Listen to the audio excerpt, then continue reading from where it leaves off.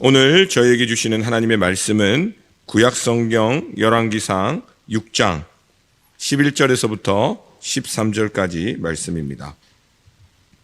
구약성경 열왕기상 6장 11절에서부터 13절까지 말씀 한 절씩 교독하시고 마지막 절은 합독해서 읽도록 하겠습니다.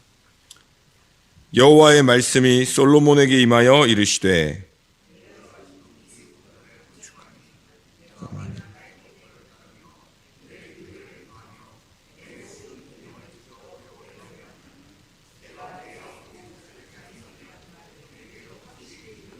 같이 읽습니다. 내가 또한 이스라엘 자손 가운데에 거하며 내 백성 이스라엘을 버리지 아니하리라 하셨더라. 아멘. 할렐루야. 우리 오늘도 주일 이 기쁜 새벽 아침 또 하나님께 예배함으로 오늘 거룩한 날을 또 보내시고 또 시작하시는 우리 사랑하는 성도님들의 삶에 하나님의 은혜가 함께 하시기를 주님의 이름으로 축복합니다. 오늘 오이코스 본문은 열왕기상 4장에서부터 6장까지 말씀이고 오늘 저희가 살펴볼 말씀은 그중에서 열왕기상 6장 11절에서부터 13절까지 말씀입니다. 오늘 말씀 제목은 성전 건축학 개론입니다. 여러분들 집을 지어 보셨을까요? 네, 또 지어 보신 분 계시니까 축하드리고요. 오늘 찬양에서도 부른 것처럼 누구나 다 집을 짓는다 이렇게 이야기를 합니다. 아마도 우리 인생을 집으로 비유하거나 아니면 우리의 인생을 이렇게 하루하루 살아가는 것을 성경 말씀에서도 그렇고 또 많은 삶을 비유해 봤을 때도 집을 짓는 것과 같기 때문에 그렇게 이야기를 하는 것 같습니다. 저는 이 집을 짓는다 생각해 보면 최근에는 이제 9살짜리 아들하고 레고로 집을 많이 짓고 있고요. 그 다음에 이런 블럭놀이 하면서 집을 짓고 있습니다. 그리고 군 생활을 생각해 보면 그 흙벽돌이라고 해서 탄약통에다가 네모나게 벽돌을 만들어 가지고 흙이랑 지푸리락이랑 넣어 가지고 그런 걸로 이제 그 진지라고 하죠. 이 전쟁이 났을 때에 이렇게 지킬 수 있는 곳을 짓거나 아니면 성벽을 좀 쌓거나 이런 것들. 물론 다음 해가 되면 금방 무너지기 때문에 매년 진지 보수공사 해가지고 이렇게 하는 것들 그런 거 했던 경험이 생각이 납니다. 그렇게 생각해 보면 또 어렸을 때 저희 아버지가 시골교회 개척교회 목사님이셨는데 본당은 조립식으로 건물돼 있고 이제 제가 점점 크다 보니까 제가 중학교 때 들어갔는데 이제 고등학교가 가려고 하니까 공부를 해야 되는데 방이 없어가지고 교회 식당 겸 제 방을 그 옆에다가 만들어 주셨습니다. 근데 이 벽돌로만 쌓아가지고 그 보온재랑 이런 걸 넣는 걸 잘 모르셨던 것 같아요. 일부러 뭐 추우라고 그런 건 아닌 것 같고 그래가지고 지금도 약간 쌀쌀한 날씨가 되면 그때 생각이 나요. 전기장판에다가 딱 두꺼운 이불 덮고 있어요. 근데 제가 자체 몸이 발열이 잘 돼가지고 이불만 덮고 있으면 뜨끈뜨끈했거든요. 그러니까 너무 더워가지고 잠이 안 오면 어떻게 해요? 한쪽 발만 딱 내밀면 시원해가지고 잠을 잘 잤던 경험도 있습니다. 오늘 본문 말씀에 나오는 이 솔로몬의 삶은 다양한 삶의 자리들이 있습니다. 특별히 솔로몬은 이렇다 저렇다라고 딱 규정짓기 어려울 만큼 삶의 부분마다 다양한 모습을 보여주는데 그래도 가장 큰 업적 혹은 그 삶의 가장 중요한 일이라고 할 수 있는 것은 바로 이 하나님의 성전을 건축한 일입니다. 그래서 오늘 본문은 성전을 건축한 이후에 하나님께서 솔로몬에게 하시는 말씀인데 이 솔로몬 왕이 지은 성전의 가장 중요한 점은 시작부터 마지막까지 하나님의 말씀을 따라 진행되었다라는 사실입니다. 열왕기상 5장 5절에 보면 여호와께서 내 아버지 다윗에게 하신 말씀에 내가 너를 이어 네 자리에 오르게 할 네 아들 솔로몬이겠죠.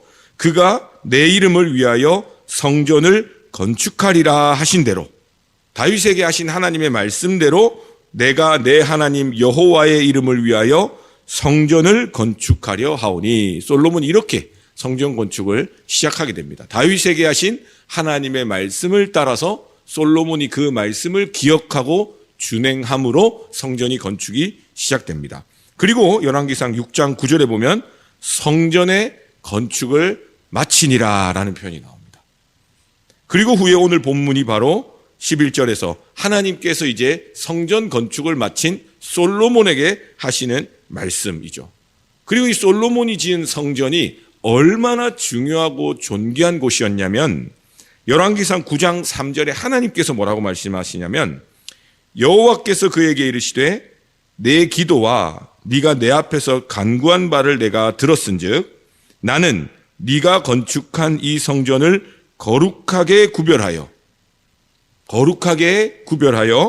내 이름을 영원히 그곳에 두며 내 눈길과 내 마음이 항상 거기에 있으리니. 아멘. 물론 예수님 오신 이후에 성전의 개념은 우리에게 많은 다양한 이제 해석과 개념으로 바뀌게 된 것은 맞습니다. 그렇지만 우리가 성전이라고 했을 때에 하나님이 맨 처음 솔로몬을 통해서 지으신 그 성전은 하나님의 이름을 영원히 두는 곳이었고 그것만 해도 너무 영광스럽고 존귀하고 황홀한데 하나님의 눈길이 있고 하나님의 마음이 있는 곳이라고 우리에게 이야기하고 있습니다. 그럼 우리 시대, 우리 신약 이후를 살아가는 우리에게로 가져와 보면 여러분들 우리 한 사람 한 사람이 무엇이라고 고린도전서 3장 16절에서는 이야기하고 있죠. 그러나 너희는 너희가 하나님의 성전인 것과 하나님의 성령이 너희 안에 계시는 것을 알지 못하느냐. 그래서 아까 우리가 부른 찬양 마태복음 7장을 토대로 한 우리의 삶은 말씀 위에 반석 위에 세워가야만이 비가 오고 바람이 불고 홍수가 나도 무너지지 않는데 모래 위에 말씀이 아닌 다른 것은 다 모래입니다. 모래 위에 건물을 세우면 비가 오고 바람이 불고 어려움이 올 때 어떻게 된다고요? 무너짐이 그냥 무너지는 정도가 아니라 심하게 무너진다라는 것입니다. 그래서 오늘 솔로몬이 건축한 하나님의 성전 건축을 통해서 우리의 삶을 생각해 보면 우리의 삶도 하나님의 말씀으로 시작해서 하나님의 말씀으로 끝이 나는 인생이 될 때에 세상 사람들이 볼 때는 세상의 객관적인 기준으로 볼 때는 우리가 지은 집, 우리가 짓고 있는 성전, 우리의 삶의 성전이 어떠한 모형으로 보일진 모르지만 하나님께서 보실 때는 하나님의 이름을 영원히 두고 싶고 하나님의 눈길이 늘 가고 하나님의 마음이 늘 우리 가운데 성령 충만한 은혜로 거하게 하시는 그러한 삶이 된다라는 것입니다. 우리의 삶을 집을 짓는 것, 성전을 짓는 것으로 비유해 볼 때에 그럼 우리가 이제 교회 성전을 아마 이렇게 짓는데 동참해서 마음을 써보신 분들이 많이 계실 겁니다. 그러면 그럴 때 우리가 무슨 표현을 하죠? 우리 영락교회 본당의 성전은 벽돌 하나하나에 뭐가 들어있다고 그럽니까? 사랑하는 우리 성도님들의 마음과 눈물의 기도와 정성이 들어있다고 표현하죠. 근데 그걸 좀 더 구체적으로 생각해 보면 그 벽돌 하나하나가 우리의 삶으로 가져와 보면 우리의 삶의 한순간 한순간 한순간으로 모여서 우리의 삶 전체를 이루게 되는 것이고 그것이 바로 오늘 말씀을 비유해 보면 우리의 삶에 지어진 성전이 되는 것입니다. 우리 교회의 성전을 지을 때도 우리 성도님들의 삶과 눈물과 감사와 기쁨의 고백으로 하나씩 지은 그 벽돌이라는 것 안에 재료가 가만히 들여다보면요. 감사한 일도 있을 것이고요. 기쁨으로 드린 마음도 있을 것이고요. 때로는 그 삶에 도대체 이해할 수 없는 큰 어려움 속에서 사랑하는 가족을 먼저 떠나보내면서 그럼에도 불구하고 드려진 감사의 벽돌들도 있습니다. 그리고 때로는 정말 어쩔 수 없이 아무것도 할 수 없는 그 갇혀있는 상황 가운데서도 그럼에도 불구하고 나의 전부는 하나님이십니다 하면서 정말 가부의 두렙돈과 같은 마음으로 또 이렇게 벽돌을 한 장씩 한 장씩 쌓은 교회, 이게 바로 우리가 지금 함께하는 영락교회, 또 한국교회에 있는 수많은 교회들이 그렇게 지어져 왔다라는 것입니다. 그럼 우리의 삶으로 비교해 보면 우리의 삶에도 마냥 기쁘고 좋은 일들로만 우리의 삶의 집이, 삶의 성전이 세워지지는 않습니다. 감사한 마음으로 내 삶을 또 벽돌로 하나 짓기도 하고, 또 때로는 눈물 나는 시간들로 벽돌이 하나 쌓이기도 하고, 때로는 하나님 앞에 도대체 이해할 수 없는 그러한 상황들 속에서 또 하나 지어지기도 하고, 또 때로는 억지로 그냥 저냥 살아간 인생의 시간들도 있고, 또 때로는 안타깝게 허무하고 허망한 시간들로 하나하나 쌓여진 부분도 참으로 많더라고요. 제 삶을 돌아보니까. 그런데 오늘 말씀을 통해서 우리가 기억할 것은 그 모든 삶의 성전을 지어가는 벽돌의 하나하나가 어디 위에 있으면 괜찮은 겁니까? 하나님의 말씀. 다르게 말하면 예수 그리스도의 반석. 또 다르게 이야기하면 성령 하나님과 동행함으로 그 하나님의 은혜 가운데 지어지는 그 삶은 때로는 연약하고 때로는 도대체 건축 목재로 쓸 수 없는 삶의 모습일지라도 하나님께서 다듬어 주시고 닦아 주시고 주님의 보혈의 은혜로 덮어 주시기 때문에 그 한 벽돌 한 벽돌 하나가 모여서 세워진 우리의 성전을 하나님께서 거룩하다 칭해 주시고 하나님의 마음을 두시고 하나님의 눈길로 늘 바라보시고 우리의 삶을 통해서 하나님의 이름을 드러내신다라고 우리에게 약속하시는 겁니다. 축복하기는 우리 사랑하는 성도님들의 삶의 다양한 자리들이 있는 줄로 압니다. 그렇지만 그 삶의 자리들을 우리가 평가하기 이전에 나를 지으시고 나를 만드시고 나를 살리시고 나를 인도하시는 우리 삼위일체 하나님, 그 하나님의 복음의 능력을 온전히 신뢰하고 의지함으로 내 삶에 늘 하나님이 함께 하시고 하나님의 눈길이 머물고 하나님의 마음이 충만하고 하나님의 이름을 나를 통해서 드러내시겠다 하신 그 말씀을 기억하셔서 지친 기도 제목이 있더라도 다시 그 기도 제목 붙들고 간절히 기도하시고 또 내 눈에 보이는 내 가족들과 내 삶의 자리들이 도대체 희망이 없어 보이고 무너져 내려가는 것처럼 보이는 그 삶의 굴곡굴곡마다 살아계신 하나님께서 오늘도 내 기도를 들으시는구나. 오늘도 하나님께서 내 삶을 하나님의 사랑의 눈길로 보고 계시구나. 오늘도 하나님께서 내 이 연약한 마음에 눈물로 가득 찬 마음에 온전히 나아가지 못하는 내 연약함을 위해서 성령 하나님 친히 간구하시는구나. 그 말씀의 언약을 붙들고 오늘도 우리의 주어진 성전, 거룩한 하나님의 자녀로서의 삶을 믿음으로 승리하실 수 있기를 주님의 이름으로 축복합니다. 마지막으로 시편 1편에서 1편 1절에서 3절 말씀 읽어드리고 말씀을 마무리하겠습니다. 복 있는 사람은 악인들의 꾀를 따르지 아니하며 죄인들의 길에 서지 아니하며 오만한 자들의 자리에 앉지 아니하고 오직 여호와의 율법을 즐거워하여 그의 율법을 주야로 묵상하는도다. 그는 시냇가에 심은 나무가 철을 따라 열매를 맺으며 그 잎사귀가 마르지 아니함 같으니 그가 하는 모든 일이 다 형통하리로다. 지금 봄날에 꽃들이 피는 것처럼 우리 사랑하는 성도님들의 삶과 그 삶의 자리와 간절한 기도의 자리 가운데 하나님의 마음이, 하나님의 응답이 꽃처럼 활짝 피는 또 오늘 하루 또 우리의 삶 되실 수 있기를 주님의 이름으로 축복합니다. 기도하겠습니다. 살아계신 하나님 감사합니다. 오늘도 변함없이 우리를 사랑하셔서 하나님의 말씀 앞에 서게 하시고 하나님의 그 사랑 앞에 서게 하시고 우리를 위해 죽어주신 그 십자가를 떠올릴 수 있도록 은혜 주시니 감사합니다. 하나님께서는 오늘도 우리가 하나님의 성전으로 살아가기를 원하시며 우리와 함께 하시는 줄로 믿습니다. 우리의 삶을 향한 하나님의 변함없는 눈길이 있음을 기억하게 하시고 우리를 향한 그 넘치는 사랑의 마음이 늘 우리 가운데 있음을 알게 하시고 그 존귀하신 이름이 우리의 삶을 통해 비춰지길 원하시는 하나님의 그 귀한 부르심 앞에 오늘도 믿음으로 순종하며 나아가는 우리 모두 될 수 있도록 성령 하나님 우리와 동행하여 주시옵소서.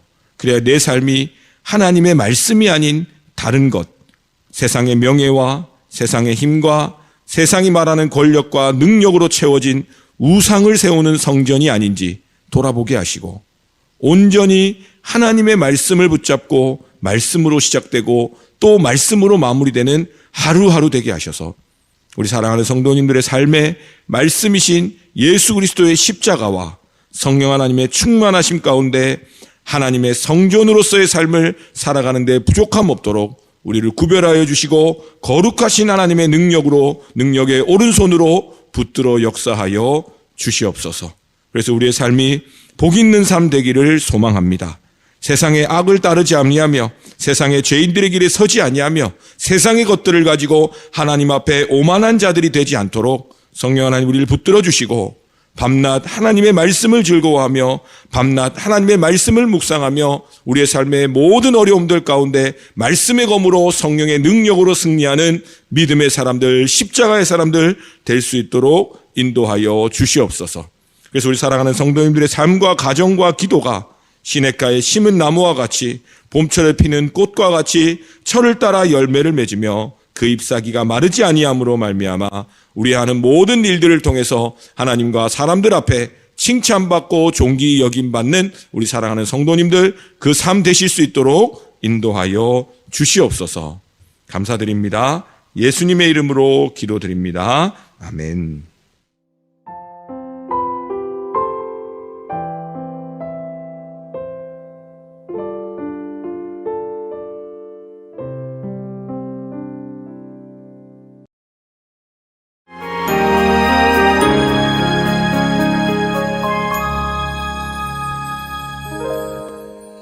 아멘. 오늘 저에게 주시는 하나님의 말씀은 구약성경 열왕기상 8장 22절에서 23절까지 말씀입니다. 구약성경 열왕기상 8장 22절에서 23절까지 말씀입니다. 다 같이 한 목소리로 합독해서 읽겠습니다. 솔로몬이 여호와의 제단 앞에서 이스라엘의 온 회중과 마주서서 하늘을 향하여 손을 펴고 이르되 이스라엘의 하나님 여호와여 위로 하늘과 아래로 땅에 주와 같은 신이 없나이다. 주께서는 온 마음으로 주의 앞에서 행하는 종들에게 언약을 지키시고 은혜를 베푸시나이다. 아멘. 할렐루야. 우리 오늘도 하나님의 말씀으로 하루를 시작하시고 또 영상으로 또 하루를 시작하시고 또 중요한 일을 앞두고 말씀을 붙잡고 또 믿음으로 나아가신 우리 영락 성도님들의 모든 삶에 하나님의 은혜가 함께 하시기를 주님의 이름으로 축복합니다. 오늘 우리 오이코스는 열왕기상 7장에서부터 8장까지 본문이고 오늘 우리가 함께 살펴볼 말씀은 열왕기상 8장 22절에서 23절까지 말씀입니다. 어제와 오늘 그리고 내일까지 우리가 솔로몬 왕에 대해서 좀 살펴볼 텐데 어제는 솔로몬 왕의 가장 중요한 업적이었던 성전을 건축하는 장면을 보면서 하나님의 말씀으로부터 시작된 성전 건축이 솔로몬을 통해서 하나님의 말씀으로 완공되고 또 하나님의 말씀으로 온전히 하나님께 영광 올려드려지는 성전의 모든 건축의 모습들을 보면서 고린도전서 3장 16절과 같이 우리의 삶도 하나님의 성전이고 또 하나의 교회로서 살아가야 되는 삶의 중요한 부분들이 있는데 그런 부분들 속에서 우리가 정말 한 벽돌 한 벽돌을 때로는 슬프고 때로는 기쁘고 여러 가지 삶의 모습이 있겠지만 하나님의 말씀 안에 지어져 갈 때에 열왕기상 9장 3절에 약속하신 말씀처럼 하나님의 마음이 있고 하나님의 눈길이 있고 하나님의 영광을 두고 하나님 이름을 영광스럽게 하시는 그러한 우리 모두의 삶이 되면 좋겠다. 이렇게 말씀을 통해서 함께 나누어 보았습니다. 그리고는 이 성전이 모두 완공되고 나서 또 본인의 궁까지도 다 짓고 이렇게 하나님께 감사하는 기도를 드리는 장면이 오늘 본문입니다. 굉장히 유명한 본문 중에 하나인데 솔로몬 왕이 이제 하나님에게 감사의 기도를 드리면서 오늘 설교 제목은 주와 같은 신이 없나이다. 솔로몬의 그 기도의 내용 중에 정말 이런 하나님은 없습니다. 이렇게 고백하고 있습니다. 그렇다면 솔로몬 왕에게 하나님은 어떤 분이실까요? 동시에 여러분들에게 하나님은 어떤 분이신가요? 오늘 이렇게 한번 생각을 해보려고 하는데 솔로몬 왕의 오늘 고백의 앞에 보면요 8장 20절 말씀을 보면 제가 읽어드리겠습니다. 이제 여호와께서 말씀하신 대로 이루시도다. 내가 여호와께서 말씀하신 대로 내 아버지 다윗을 이어서 일어나 이스라엘의 왕위에 앉고 이스라엘의 하나님 여호와의 이름을 위하여 성전을 건축하고, 그 다음에 오늘 본문 뒤에 24절부터 읽어보면요 주께서 주의 종 내 아버지 다윗에게 하신 말씀을 지키사 주의 입으로 말씀하신 것을 손으로 이루심이 오늘과 같으니이다. 이스라엘 하는 여호와여 주께서 주의 종 내 아버지 다윗에게 말씀하시기를 네 자손이 자기 길을 삼가서 네가 내 앞에서 행한 것 같이 내 앞에서 행하기만 하면 네게서 나서 이스라엘의 왕위에 앉을 사람이 내 앞에서 끊어지지 아니하리라 하셨사오니 이제 다윗을 위하여 그 하신 말씀을 지키시옵소서. 그리고 26절에 또 이렇게 이야기합니다. 그런즉 이스라엘의 하나님이여 원하건대 주는 주의 종 내 아버지 다윗에게 하신 말씀이 확실하게 하옵소서. 그러니까 솔로몬 왕에게는 하나님은 여러 가지 하나님의 모습으로 나타났겠지만 이 성전을 건축하는 이 과정에서 그는 확실하게 고백하는 것은 하나님께서는 말씀하신 대로 그 손으로 직접 이루시는 하나님이시다. 다르게 이야기하면 신실하게 그 말씀을 준행하시는 하나님이시다. 그리고 오늘 본문을 빗대서 이야기하자면 주께서는 온 마음으로 주의 앞에서 행하는 종들에게 언약을 지키시고 은혜를 베푸시는 하나님이십니다. 이렇게 고백하는 것입니다. 솔로몬 왕의 고백을 통해서 우리가 알 수 있는 하나님의 가장 중요한 부분은 말씀하시는 하나님, 그리고 그 말씀을 지키시고 그 언약을 지키심으로 우리에게 은혜를 베푸시는 하나님이시라는 것입니다. 사도 바울이 선교 여행 중에 유로굴로 강풍을 만나가지고 그 배에 탄 사람들과 함께 다 파선하게 생겼을 때에 사도 바울이 하나님의 말씀을 듣습니다. 하나님의 마음을 전해 듣게 됩니다. 그리고 같이 탄 사람들에게 이렇게 이야기합니다. 제가 읽어드리겠습니다. 사도행전 27장 22절에서 25절 내가 너희를 권하노니 이제는 안심하라. 너희 중 아무도 생명에는 아무런 손상이 없겠고 오직 배뿐이리라. 내가 속한 바 곧 내가 섬기는 하나님의 사자가 어젯밤에 내 곁에 서서 말하되 바울아 두려워하지 말라. 네가 가이사 앞에 서야 하겠고 또 하나님께서 너와 함께 항해하는 자를 다 네게 주셨다 하였으니 그러므로 여러분이여 안심하라. 나는 내게 말씀하신 그대로 되리라고 하나님을 믿노라. 아멘. 살다 보면 이렇고 저렇고 어려운 일들이 있고 또 건강에 문제가 생길 때도 있습니다. 그리고 우리 힘으로 할 수 없는 한계 앞에 놓여 있거나 아니면 교회를 섬기는데도 하나님의 일을 하는데도 앞이 보이지 않고 참 막막할 때도 있고 속상할 때도 많습니다. 근데 그럴 때마다 우리가 의지해야 될 것은 눈앞에 보이는 상황을 놓고 이렇다 저렇다 좋고 나쁘고 당연히 우린 인간인지라 그렇게 하겠지만 그 마음에 머물러 있으면 안 되고 하나님께서 우리 한 사람 한 사람에게 어떻게 말씀하셨고 어떻게 부르셨고 어떻게 함께 하시는지를 기억할 때에 비로소 마음의 두려움과 어려움들 가운데서 안심하라 하시는 하나님의 그 사랑의 마음을 느낄 수 있고요. 더 나아가서는 여러분들이 그렇게 고통 가운데 두려움에 떨고 있는 누군가에게 하나님의 마음으로 하나님의 말씀으로 안심하라고 평안을 전할 수 있는 믿음의 삶을 살아가게 되는 것입니다. 여러분들에게는 하나님은 어떤 분이십니까? 솔로몬은 하나님께서는 언약을 지키시고 은혜를 베푸시는 하나님이시다. 그리고 구약의 말씀이기 때문에 이 말씀을 통해서 우리 가운데 조금 오해가 있는 경우가 참 많더라고요. 제가 특별히 우리 젊은 세대들을 많이 만나보면 이 믿음이 좋은 청년들이나 부부나 사람들일수록 어떤 큰 어려움을 겪고 있냐면요, 이 구약의 하나님의 말씀에 보면 언약을 지키시는 자를 내 백성으로 삼으신다 그러고, 안 지키시는 자는 베어가지고 불에 태워버리거나 뭐 완전히 그냥 없애버린다는 말씀들이 나오잖아요. 그건 우리를 미워하시고 우리를 저주하시는 말씀이 아니라 죄의 무거움과 그 죄로 가는 인생의 그 허망함과 한계에 대해서 말씀해 주시는 건데, 그것이 이제 이 젊은 세대들에게는 이 율법적인 요구가 너무 무거워가지고 하나님의 사랑은 온데간데 없고, 그들에게는 하나님은 너무 무거운 하나님으로 그렇게 살아가는 경우가 생각보다 너무 많습니다. 오히려 그냥 처음부터 하나님을 알지 못하고 한 20대 초중반에 하나님을 믿은 사람들은 오히려 자유해요. 그런데 어려서부터 하나님을 믿고 좋은 믿음의 가정에서 자란 청년들일수록 하나님 안에서 단단하게 잘 자라가고 있는 중에 꼭 한번 겪게 되는 그런 성숙의 과정 중에 하나가, 우리가 어떻게 하나님 말씀대로 다 살겠습니까? 그죠? 그러다 보면 때로는 죄도 짓기도 하고, 또 때로는 하나님 말씀대로 혹은 그 부르심대로 그 어린 시절 만나주신 하나님의 은혜를 마음 다해 살아가지 못하고 주저하는 삶의 자리들이 있을 수 있잖아요. 근데 거기서부터 죄책감에 사로잡혀가지고 평생을 마음을 앓다가 마음의 병을 얻고, 그래서 하나님 앞에 온전히 기도하지도 못한 채, 아니면 완전히 떠나가 버린 채 그렇게 살아가는 경우가 너무 많더라는 겁니다.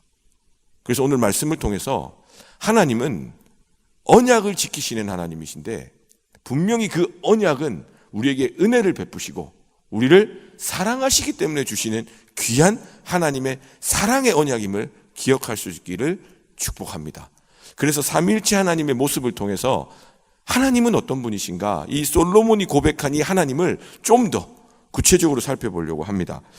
우리가 삼위일체 하나님이라고 그러면 성부 하나님, 성자 하나님, 성령 하나님, 세 가지 위격인데 하나의 본질로 있고, 이 삼위일체 하나님에 대해서는 우리가 완벽하게 설명할 수는 없지만 세 분의 하나님은 아니고, 그러나 한 분 하나님으로서 성부 하나님, 성자 하나님, 성령 하나님의 그 우리가 알 수 없는 방식으로 존재하심으로, 그 하나님에 모여있는 그 존재하시는 공동체의 그 방식이 사랑의 방식이고, 거기서 흘러넘치는 사랑을 통해서 우리 가운데 하나님의 사랑으로 역사하시는 하나님, 그 하나님을 제가 한 구절씩만 어떤 하나님이신가 찾아왔습니다. 우리 성부 하나님 어떤 하나님이신가? 요한복음 3장 16절입니다. 하나님이 세상을 이처럼 사랑하사 독생자를 주셨으니 이는 그를 믿는 자마다 멸망하지 않고 영생을 얻게 하려 하심이니라. 하나님은 이 말씀을 지키시는 하나님이십니다. 세상을 사랑하시고 세상과 구별됨 없이 살아가는 우리를 먼저 사랑하심으로 하나밖에 없는 독생자 예수 그리스도를 십자가에 내어주시기까지 사랑하시는 그 하나님이 신실하신 그 말씀을 우리 가운데 계속해서 지켜가신다는 사실인 것입니다. 우리 성자 예수님께서는 빌립보서 2장 6절에서 8절, 그는 근본 하나님의 본체시나 하나님과 동등됨을 취할 것으로 여기지 아니하시고 오히려 자기를 비워 종의 형체를 가지사 사람들과 같이 되셨고, 우리와 같이 되셨고, 사람의 모양으로 나타나사 자기를 낮추시고 죽기까지 복종하셨으니 곧 십자가에 죽으심이라. 우리를 위해서, 우리를 살리기 위해서 죄로 죽을 수밖에 없는 우리를 위해서 십자가 위에 모든 물과 피를 다 쏟으시고 내어주신 그 성자 예수님은 하나님의 십자가의 사랑에서 우리를 얼마나 사랑하시는지가 드러나게 되는 사랑의 하나님이시라는 것. 그렇다면 우리 성령 하나님께서는 우리 가운데 어떠한 사랑의 모습으로 우리와 함께 하시는가? 로마서 8장 26절 28절입니다. 이와 같이 성령도 우리의 연약함을 도우시나니 우리는 마땅히 기도할 바를 알지 못하나 오직 성령이 말할 수 없는 탄식으로 우리를 위하여 친히 간구하시느니라. 마음을 살피시는 이가 성령의 생각을 아시나니 이는 성령이 하나님의 뜻대로 성도를 위하여 간구하심이니라. 우리가 알거니와 하나님을 사랑하는 자 곧 그의 뜻대로 부르심을 입은 자들에게는 모든 것이 합력하여 선을 이루느니라.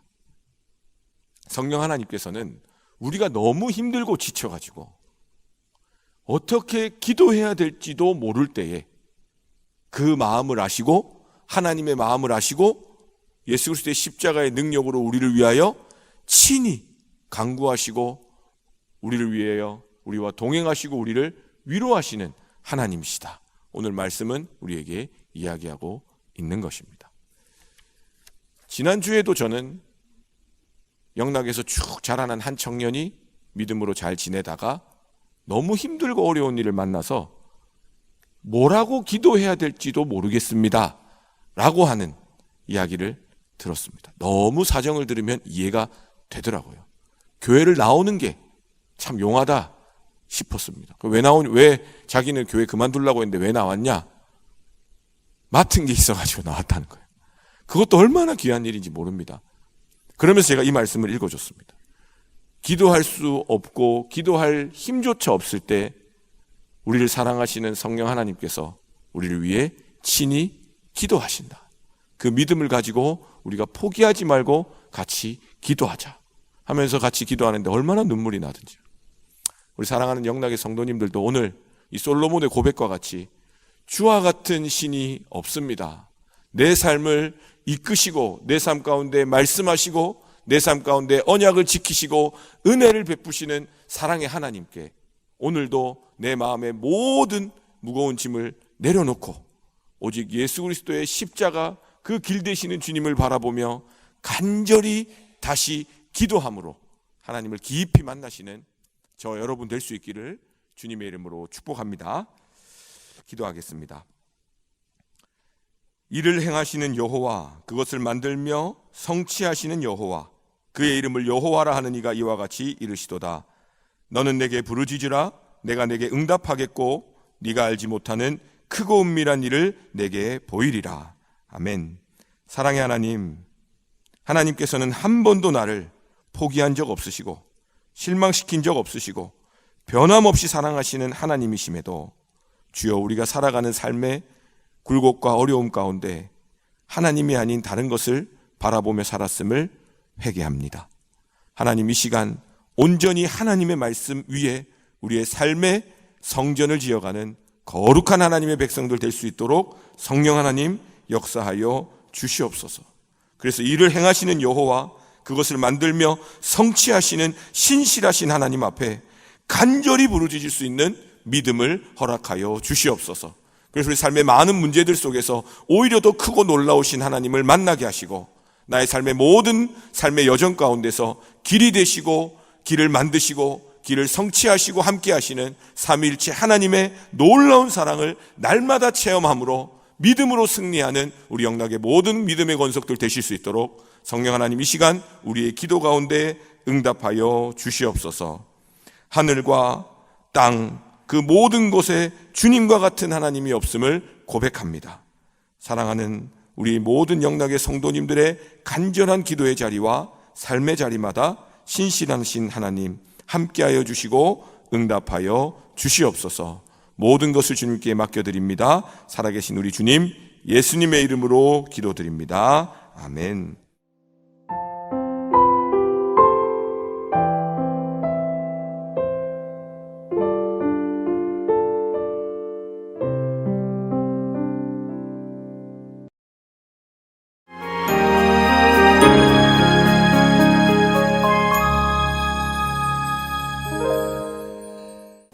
오늘 저희에게 주시는 하나님의 말씀은 구약성경 열왕기상 11장 1절에서 2절까지 말씀입니다. 구약성경 열왕기상 11장 1절에서 2절까지 말씀 다 같이 한 목소리로 합독하시겠습니다. 솔로몬 왕이 바로의 딸 외에 이방의 많은 여인을 사랑하였으니 곧 모압과 암몬과 에돔과 시돈과 헷 여인이라. 여호와께서 일찍이 이 여러 백성에 대하여 이스라엘 자손에게 말씀하시기를 너희는 그들과 서로 통혼하지 말며 그들도 너희와 서로 통혼하게 하지 말라.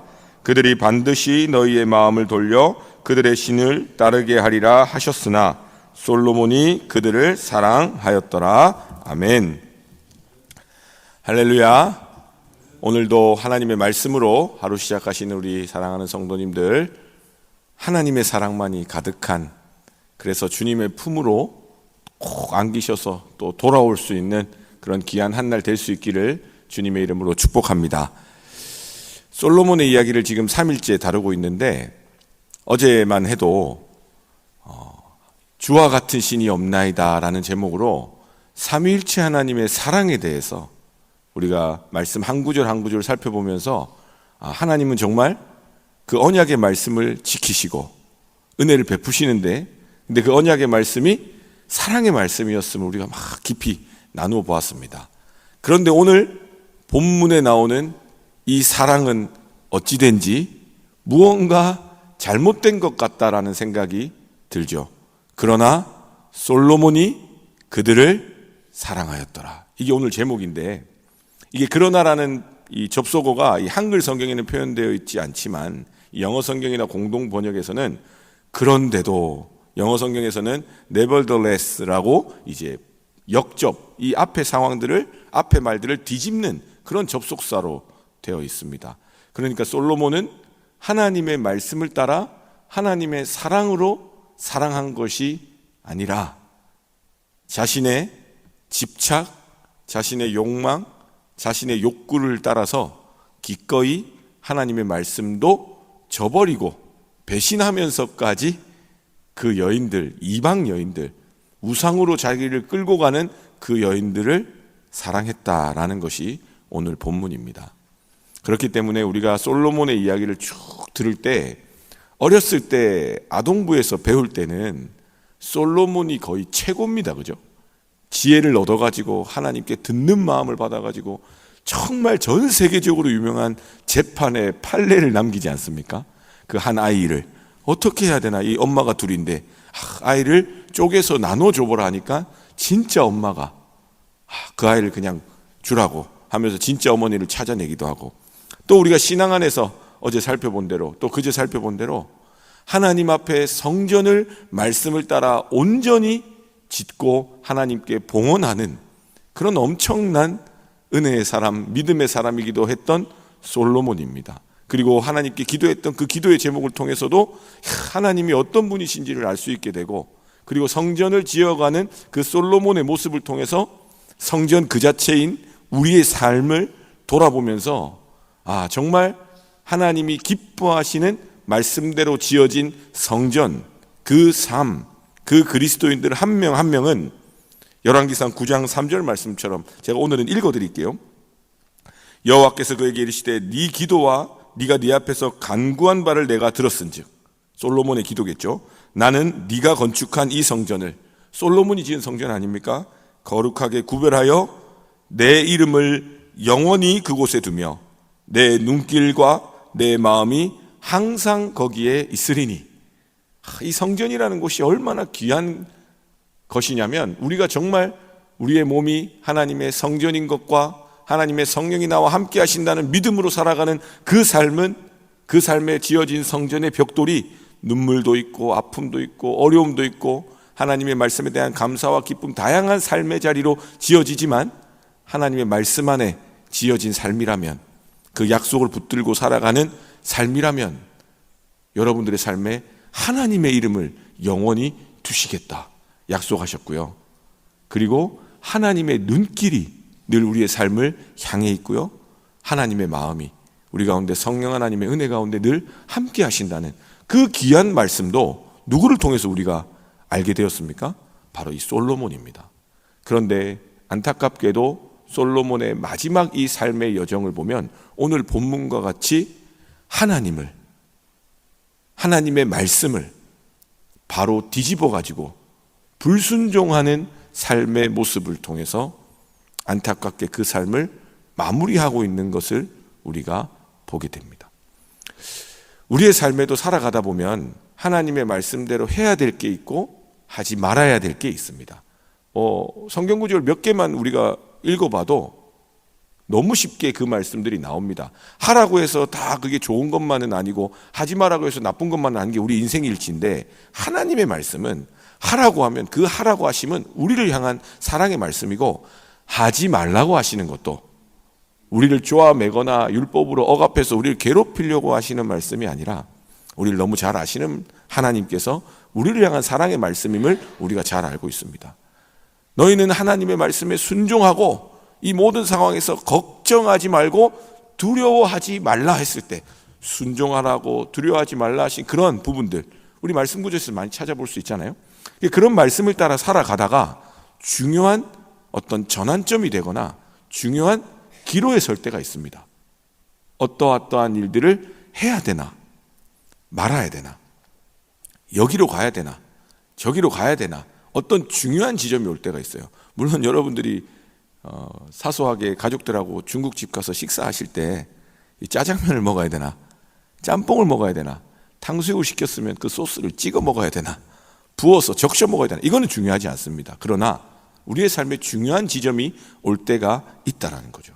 이 솔로몬과 같이 성전도 짓고 궁도 짓고 하나님의 말씀이 그 삶에 온전히 이루어지고 하나님의 축복 가운데 거하는 그 삶에서 하나님의 말씀, 이방 여인들과 통혼하지 말아라.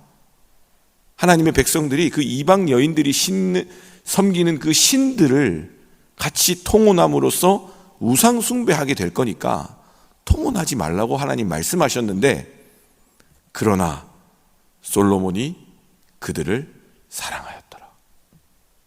하나님이 하지 말라고 하신 그 말씀 앞에서 솔로몬은 하나님의 말씀을 따라 순종하는 삶이 아니라 자신의 욕망과 욕구를 따라서 자신이 가장 하고 싶은 자신 중심의 삶을 살아냄으로써 하나님을 배신하고 하나님의 말씀에 불순종하는 그러한 삶을 살게 되었다라는 사실인 것입니다.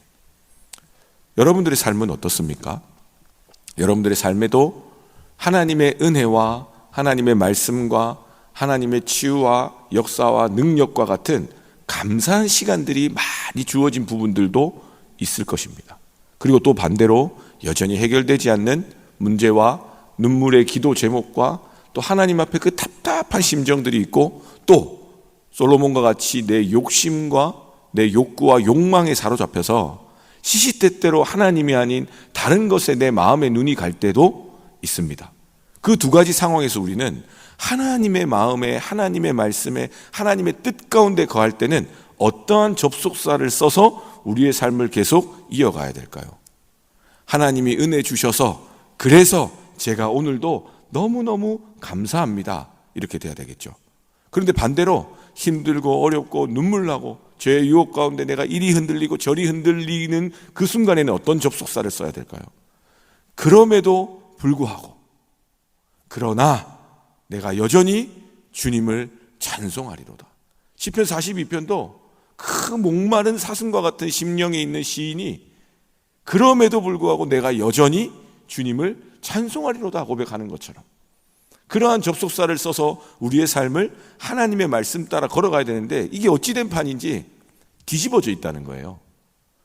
하나님의 은혜와 말씀을 충분히 경험한 우리 믿음의 사람들임에도 불구하고 자신의 일과 자신의 욕심과 자신의 생각이 앞설 때는 하나님께서 분명히 서로 사랑해라, 다른 사람을 높게 여기고 성령 안에 한 마음이 되라 하셨음에도 불구하고 어떻게 합니까? 내가 하고 싶은 대로, 사사기의 말씀을 좀 빌려와 볼까요? 자기의 소견에 옳은 대로 자기 하고 싶은 대로 하더라. 우리 인생이 그렇게 쓰여질 수 있다는 거예요. 그리고 힘들고 어렵고 눈물 나는 그 지경 가운데서 하나님의 사람들은 그럼에도 불구하고 죽음, 에스더의 말씀을 가져와 볼까요? 죽으면 죽으리다. 다니엘 친구들 이야기, 그리 아니하실지라도 내가 하나님만을 섬기겠습니다 하고 가는 하나님의 사람들이 있는가 하면, 힘들고 어렵고 고통나고 눈물 나니까 하나님이 살아계시지 않는구나, 내 죄와 내 유혹과 내 마음의 욕심이 커지니까 그래, 한번 사는 인생 나 자신에게 이 정도도 못 해주겠나, 그러면서 그렇기 때문에 그래서 나는 그냥 하나님 없는 자와 구별됨 없이 살겠습니다, 이렇게 하는 경우도 참으로 많더라는 겁니다. 저희 집에 9살 아들이 있는데요, 치과에서 거의 아주 고통스러운 판정을 받았습니다. 어금니 2개를 다 빼셔가지고 그 어금니가 날 때까지는 보조장치를 껴야 되는, 근데 그 보조장치를 지탱하고 있는 이가 이제 유치니까 흔들리면 빠지게 될 거 아닙니까? 그걸 이제 치과 의사 선생님은 최대한 버텨달라, 그런 우리 지금 사명감 가운데 살고 있는데, 밤에 자기 전이 되면 감수성이 예민해지나 봐요. 어제 저녁에 아들이 그 보조장치를 갖고 있는 그 유치가 흔들리는 걸 느꼈나 봐요. 잠결에 아빠, 이가 빠지면 나는 어떻게 되나요? 걱정하지 말아라.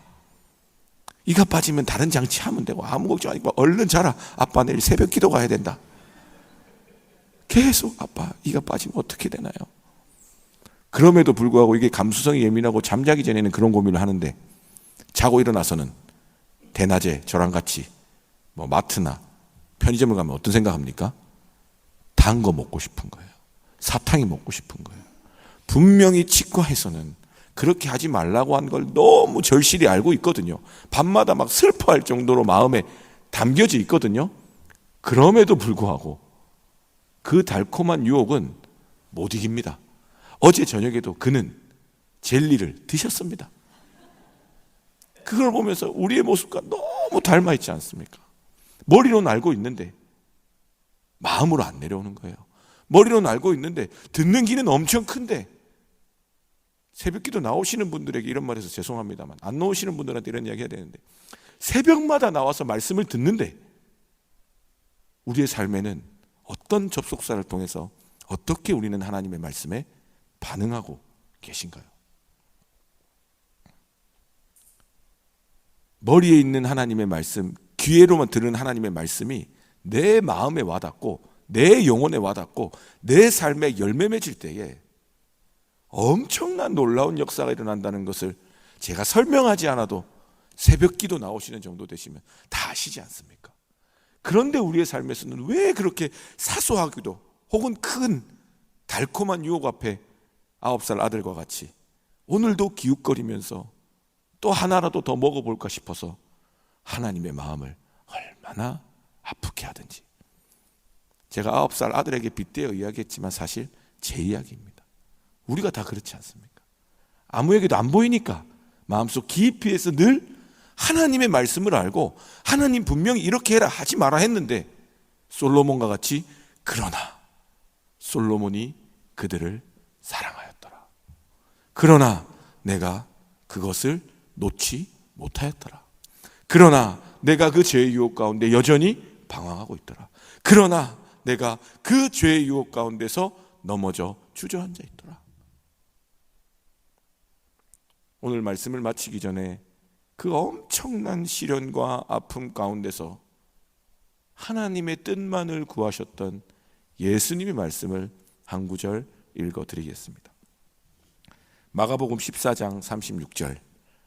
예수님께서 이제 십자가 그 길을 걸어가시기 전에 겟세마네에서 기도하실 때입니다. 여러분들 너무도 잘 아실 겁니다. 모든 제자들이 이제 떠나갈 것이고 하나님에게 마저 버림받는 그 저주의 자리, 그 십자가에 달리셔야 됐을 때, 그 겟세마네에서 인간의 몸으로 오신 그 예수님의 그 고통은 땀방울이 핏방울이 될 정도로 고통스러웠습니다. 그래서 예수님이 이렇게 기도하십니다. 이르시되 아빠 아버지여, 아버지께는 모든 것이 가능하오니 이 잔을 내게서 옮기시옵소서. 그러나 나의 원대로 마시고 아버지의 원대로 하옵소서. 그리고는 우리를 위해 십자가에 달려 죽으셨습니다. 우리 사랑하는 영락의 성도님들이 육신을 따르는 육신의 일이 아니라 이 예수님의 십자가의 생명의 길을 따르는 하나님의 말씀 앞에 아멘으로 순종하고 내 죄의 유혹과 내 연약함과 내 해결되지 않는 많은 문제와 아픔 가운데에 믿음을 가지고 그럼에도 불구하고 여전히 살아 역사하시는 하나님이 계심으로 내가 오늘도 믿음으로 승리할 줄로 믿습니다 담대히 고백하시는 그런 귀한 하루 되실 수 있기를 주님의 이름으로 축복합니다. 기도하겠습니다. 내가 사망의 음침한 골짜기로 다닐지라도 해를 두려워하지 않을 것은 주께서 나와 함께 하심이라. 주의 지팡이와 막대기가 나를 안위하시나이다. 내 평생의 선하심과 인자하심이 반드시 나를 따르리니 내가 여호와의 집에 영원히 살리로다. 하나님 감사합니다. 우리의 삶이 사망의 음침한 골짜기 같아서 유혹도 크고 연약한 마음 가운데 걱정되고 근심되는 일도 참으로 많아서 두려움 가운데 걸어갈 때가 참으로 많습니다. 그러나 내가 사망의 음침한 골짜기로 다닐지라도 해를 두려워하지 않는 것은 이 시간 우리를 위해 십자가에 달려 죽으신 예수 그리스도의 십자가의 사랑과 성령 하나님의 놀라운 위로와 능력이 우리와 함께 하시는 줄로 믿습니다. 주님의 지팡이와 막대기가 나를 안위하시는 줄로 믿습니다. 내 삶은 비록 연약하고 늘 죄에 흔들리고 늘 무너지고 아프고 내 욕심과 욕망을 따라서 말씀이 아닌 다른 것을 쫓아, 그러나 솔로몬이 그들을 사랑한 것처럼 내 마음도 그렇게 죄의 유혹을 향해 늘 연약하게 무너질지라도 우리를 포기하지 않으시는 하나님께서 내 평생에 선하심과 인자하심으로 늘 함께 하시는 줄로 믿습니다. 아버지 하나님, 이 믿음 가지고 오늘도 승리할 수 있는 거룩한 백성들 될 수 있도록 우리 영락의 모든 성도님들 함께하여 주시옵소서. 오늘도 우리의 살아갈 삶의 자리가 무겁습니다. 기도해야 될 많은 기도 제목들이 있습니다. 육신의 질병과 해결되지 않는 마음의 우울함과 아픔 때문에, 또 영혼에 메말라가는 그 메마름 때문에 하나님의 말씀보다는 세상이 나에게 보여주고 내 삶 가운데 맞닿아 있는 고통의 문제가 크게 느껴질 때가 많습니다. 그러나 주님, 우리를 불쌍히 여겨주시고 오늘 말씀과 같이 말씀을 따라 끝까지 승리하며 내 삶의 성전을 믿음 안에서 잘 건축하게 하셔서 주님의 이름이 내 삶에 있게 하여 주시고 주님의 마음과 주님의 눈길과 손길을 느끼는 우리 거룩한 삶 될 수 있도록 인도하여 주시옵소서. 감사드립니다. 예수님의 이름으로 기도드립니다. 아멘.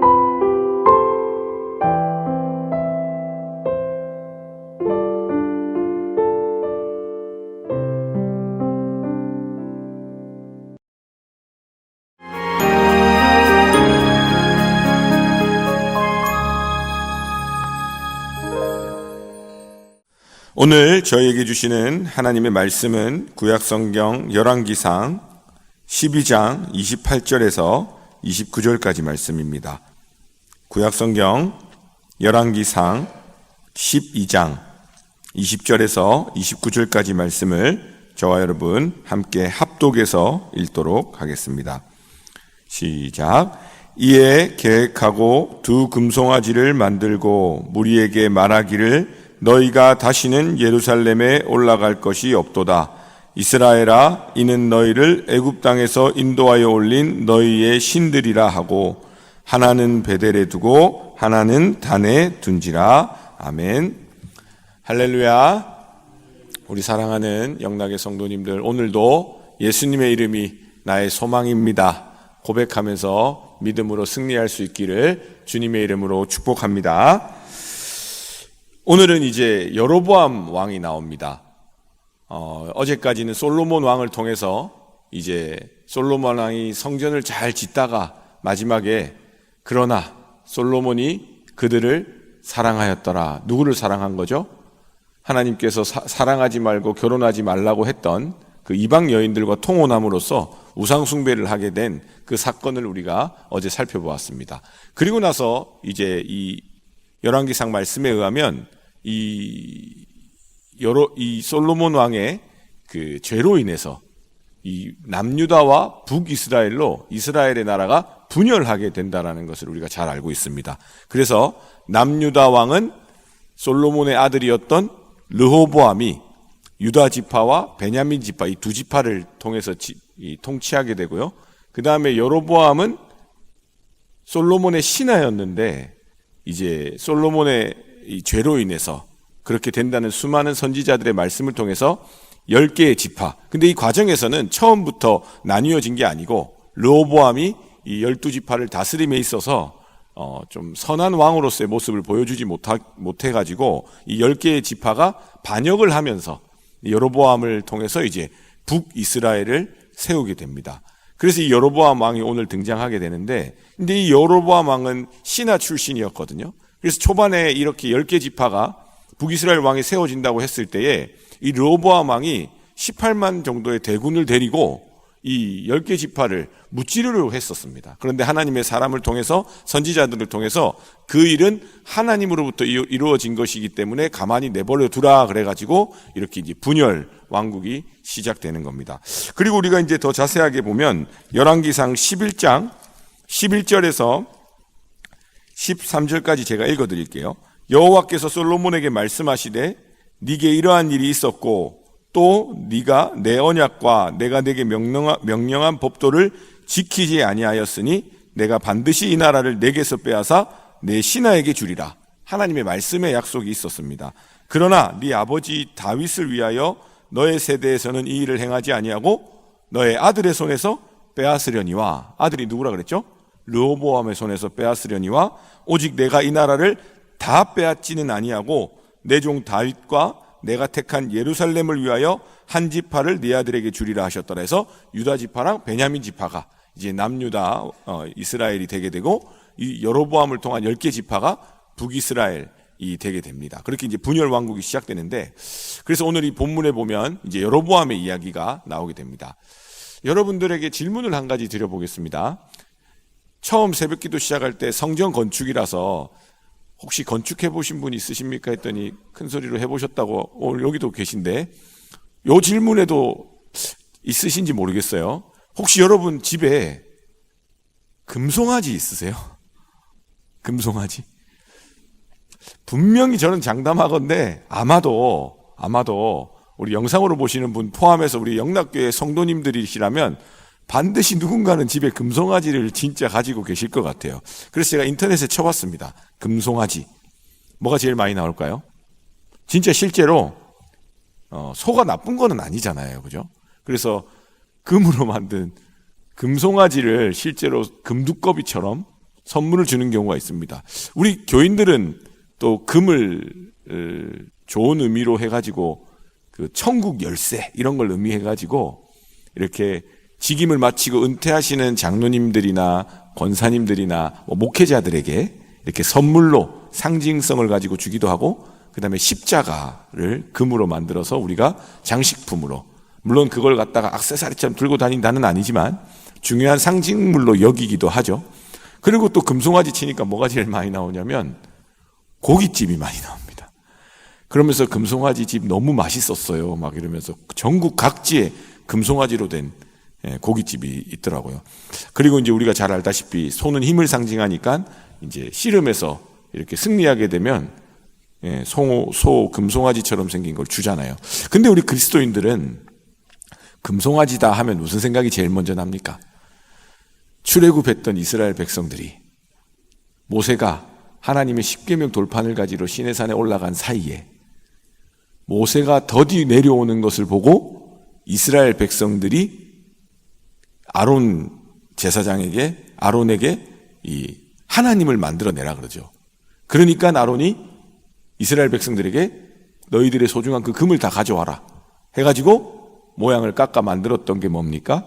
금송아지입니다. 그래가지고 우리가 소가 나쁜 게 아닌데 아무리 봐도 소고기 묵국도 맛있고 소를 구워 먹어도 맛있고 곱창도 맛있고 꼬리를 삶아 먹어도 맛있고 다 맛있는데 분명히 금송아지 하면 뭔가 마음에 그 사건이 떠오르게 됩니다. 출애굽기 32장 1절 말씀이죠. 백성이 모세가 산에서 내려옴이 더딤을 보고 모여 백성이 아론에게 이르러 말하되 일어나라 우리를 위하여 우리를 인도할 신을 만들라. 이 모세 곧 우리를 애굽 땅에서 인도하여 낸 사람은 어찌 되었는지 알지 못함이니라. 이 금송아지를 이스라엘 백성들은 이러한 과정을 통해서 만들게 되었습니다. 그런데 그 후로부터 많은 세월이 흘러서 이제 솔로몬 왕을 거쳐서 북이스라엘 여로보암 왕 세대에 왔는데 오늘 본문에 또 누가 등장합니까? 애굽 땅에서 너희를 인도하여 낸 신, 그리고 신들이라고 하면서 이제는 소가 한 마리가 아니라 금송아지를 몇 마리 만들어요? 2마리를 만듭니다. 그러니까 우리 인간이라는 게 얼마나 연약한지 그 출애굽의 역사를 여로보암 왕이 모르겠습니까? 그런데 여로보암 왕이 왜 이렇게 금송아지를 2마리씩이나 만들어가지고 베델과 단에다가 뒀을까요? 그리고 그 금송아지를 이번에는 그때 그 애굽 출애굽할 때 그 금송아지가 아니라 이건 그냥 어떤 금송아지입니다가 아니라 그때 그 우상으로 인해서 철저히 하나님으로부터 책망받았던 그 사건과 똑같이 반복해서 이게 바로 그 당시 우리를 애굽 땅에서 인도하여 낸 하나님, 신들이라고 하면서 금송아지를 만들게 되는 것입니다. 그 배경에는 이러한 것들이 있습니다. 르호보암 왕이 예루살렘은 하나님의 이 성전이 있는 곳이잖아요. 거기에서 이제 여전히 하나님께 예배하고 있으니까 이 10개 지파가 뛰쳐나왔지만 다시 그쪽으로 예배드리러 가다가 10개 지파가 다 원래 남유다로 돌아갈까봐 북이스라엘 왕이었던 여로보암은 불안한 마음에 이제는 그쪽으로 가지 말고 베델과 단에 금송아지를 세워둘 테니 이게 우리 하나님이니까 여기서 예배드리라는 겁니다. 그러면서 여호와의 절기 날짜도 자기 마음대로 정하고요. 그 다음에 제사장도 하나님의 말씀을 따라 세워야 되는데 자기들이 그냥 여로보암의 마음대로 제사장도 세워가지고는 요즘으로 따지면 새로운 하나의 이단 종교를 만들게 된 것입니다. 그게 바로 오늘 본문에 나오는 금송아지입니다. 다시 여러분들에게 이제 질문하겠습니다. 여러분들의 삶에 금송아지는 없습니까? 금송아지는 왜 만들게 될까요? 출애굽 사건과 여로보암의 왕의 이 모습을 통해서 공통점이 하나 있습니다. 자신이 무언가 생각하고 바라고 원하는 일들이 뜻대로 되지 않아서 불안한 마음이나 두려운 마음이나 결핍이 발생했을 때에 우리가 하나님이 아닌 하나님을 대체할 만한 혹은 하나님으로부터 주어지는 평안과 위로와 응답이 아닌 내가 원하고 바라는 그 어떤 것을 추구하는 세상의 방식이 만들어내는 것이 바로 금송아지라는 우상인 것입니다. 이스라엘 백성들도 출애굽 여정 가운데 분명히 그들은 애굽 왕을 무력화시키시고 바로의 모든 군대를 홍해에 다 멸망시키신 하나님의 능력을 보았음에도 순간순간 자신의 필요나 자신의 눈에 좋은 것이 사라졌을 때에 그들은 금송아지로 향하게 됐습니다. 여로보암 왕도 자신이 다스리는 나라가 있는데 그것이 자신의 뜻대로 온전히 세워지지 않고 혹여나 돌아가고 또 백성들을 잃어버릴까 봐 불안한 마음과 두려운 마음이 그 마음의 결핍으로 자리 잡고는 무엇을 만들어냅니까? 금송아지를 만들어내는 것입니다. 우리의 인생에도 불안하고 두려운 일이 찾아옵니다. 어떤 인생이도 그런 것 없이 그냥 순탄하게 가는 사람은 저는 한 명도 못 봤습니다. 아마 여러분들도 마찬가지실 텐데 그런 경우에 우리에게 이제 선택지가 주어지는 거예요. 금송아지를 만들 것인가? 아니면 하나님의 말씀을 의지할 것인가? 물론 절대적인 결핍과 어려움 가운데서도 이러한 질문이 오겠지만 우리의 세상에 나름대로 채워진 것이 있고 이스라엘 백성들과 같이 하나님의 능력과 인도하심과 역사를 경험했음에도 우리로 따지면 신앙생활도 열심히 하고 믿음이 있음에도 저로 따지면 목사 한 수까지 받았음에도 목회를 하고 있음에도 믿음으로 산다고 열심히 나름대로 신앙으로 고군분투하고 있는 그 자리에도 금송아지를 만들어낼 수 있는 유혹과 어려움은 늘 찾아온다라는 것입니다. 제가 잘 아는 한 목회자 자녀가 있었습니다. 개척교회 목회자 자녀였는데 그 친구의 꿈은 돈을 많이 벌어서 선한 영향력을 미치는 것이었습니다. 얼마나 좋은 의미입니까? 그죠? 개척교회 목회자 자녀로 자라서 경제적인 어려움은 있지만 그럼에도 불구하고 그 모든 경제적인 이익과 어떤 자신의 능력을 그렇게 쓰지 않고 하나님의 선한 영향력을 위해서 쓰고 싶다 이렇게 이야기를 하더라고요. 그래서 이런저런 일을 열심히 했습니다. 그런데 잘 안 된 거예요. 이것도 안 되고 저것도 안 되고 온라인으로 사업을 해봐도 안 되고 유튜브로 뭘 해봐도 안 되고 방송국에 취업해가지고 뭘 컨텐츠를 다 안 되는 거예요. 그러다 보니까 정말 활발한 친구였는데 제가 어느 날 만났는데 부부거든요. 낙심해 있는 거예요. 근데 그게 겉으로는 티가 잘 안 났는데 요즘 어떻게 지내냐고 물어보는데 제가 알던 그 모습이 아니어가지고 그 남편에게 물어봤어요. 둘이 잘 지내고 있냐고. 그랬더니 그 남편이 갑자기 속에 있는 이야기를 막 하기 시작하는데 그렇게 밝고 열심히고 쾌활하던 아내가 침대에서 일어나질 않는다는 거예요. 그럴만하죠. 평생을 개척교회 자녀로, 저도 개척교회 목회자 자녀로 그 심정을 너무도 이해가 돼요. 나름대로 열심히 살아온 겁니다. 그리고 어느 정도 이루어내다가 콱 오그라진 거예요. 그리고 그 결핍과 그 불안과 두려움이 너무 커져버린 거죠. 그러니까 어떤 마음이 들어요? 해도 안 되는구나. 그리고는 하나님에 대한 의심과 불안과 염려가 무기력함으로 주저앉아 있더라고요. 근데 그 무기력함 가운데 있는 그 마음에도 절대로 포기 못하는 한 가지가 있으니 남편하고 둘이 있으면서 오히려 남편은 아직 믿음이 좋아요. 상관없다는 거예요. 하나님이 계시니까 해보자 뭐든지. 본인도 본인 일 하고 있으니까. 근데 아내는 그게 안 되는 거예요. 왜냐하면 상처를 너무 깊이 받았고 불안과 두려움이 너무 크고 결핍이 너무 커가지고. 근데 그 와중에도 믿음이 있는 그 와중에 무너져 내리는 그 와중에도 그 아이가 붙들고 있는 건 뭐였냐면 결혼하면서 들어왔던 적금이었습니다. 이것만은 절대 안 된대요. 남편은 그것조차도 괜찮다. 없어도 되고 써도 상관없다. 당신만 믿음 아래서 다시 회복되면 좋겠다. 근데 그 아내는 무기력한 가운데서도 절대로 포기 못하는 한 가지가 뭐냐면 내가 들어온 이 적금은 절대 깰 수 없다는 거예요.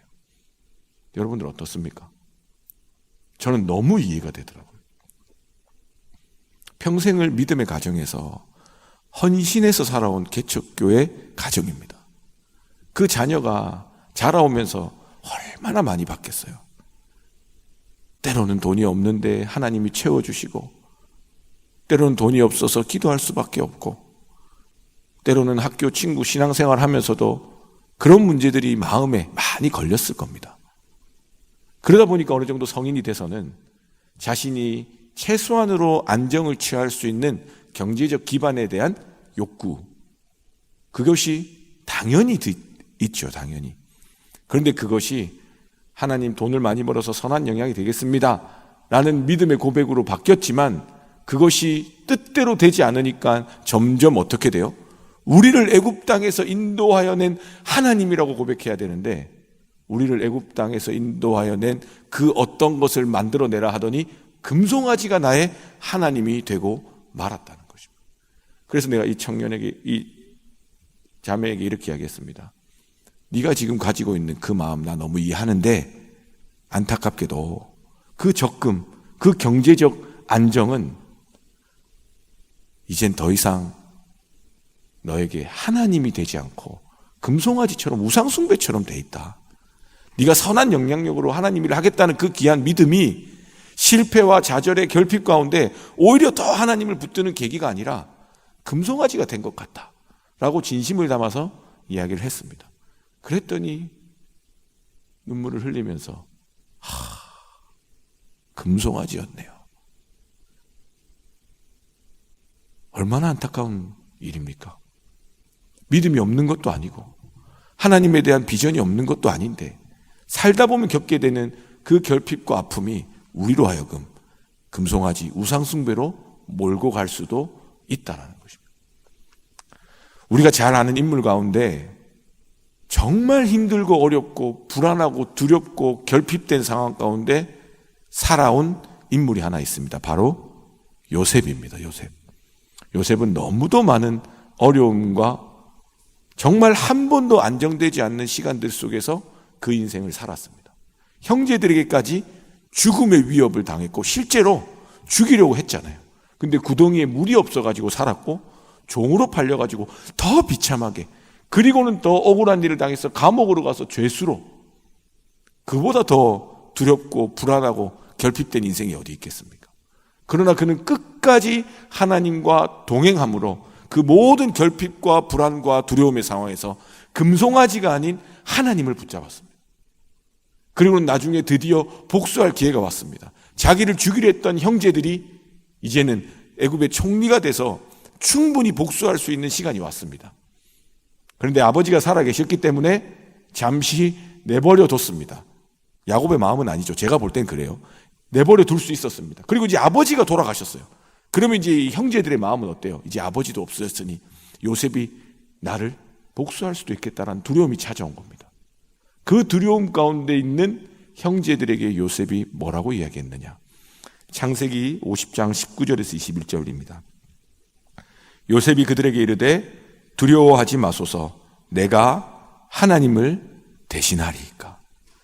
당신들은 나를 해하려 하였으나 하나님은 그것을 선으로 바꾸사 오늘과 같이 많은 백성의 생명을 구원하게 하시려 하셨나니 당신들은 두려워하지 마소서, 내가 당신들과 당신들의 자녀를 기르리이다 하고 그들을 간곡한 말로 위로하였더라.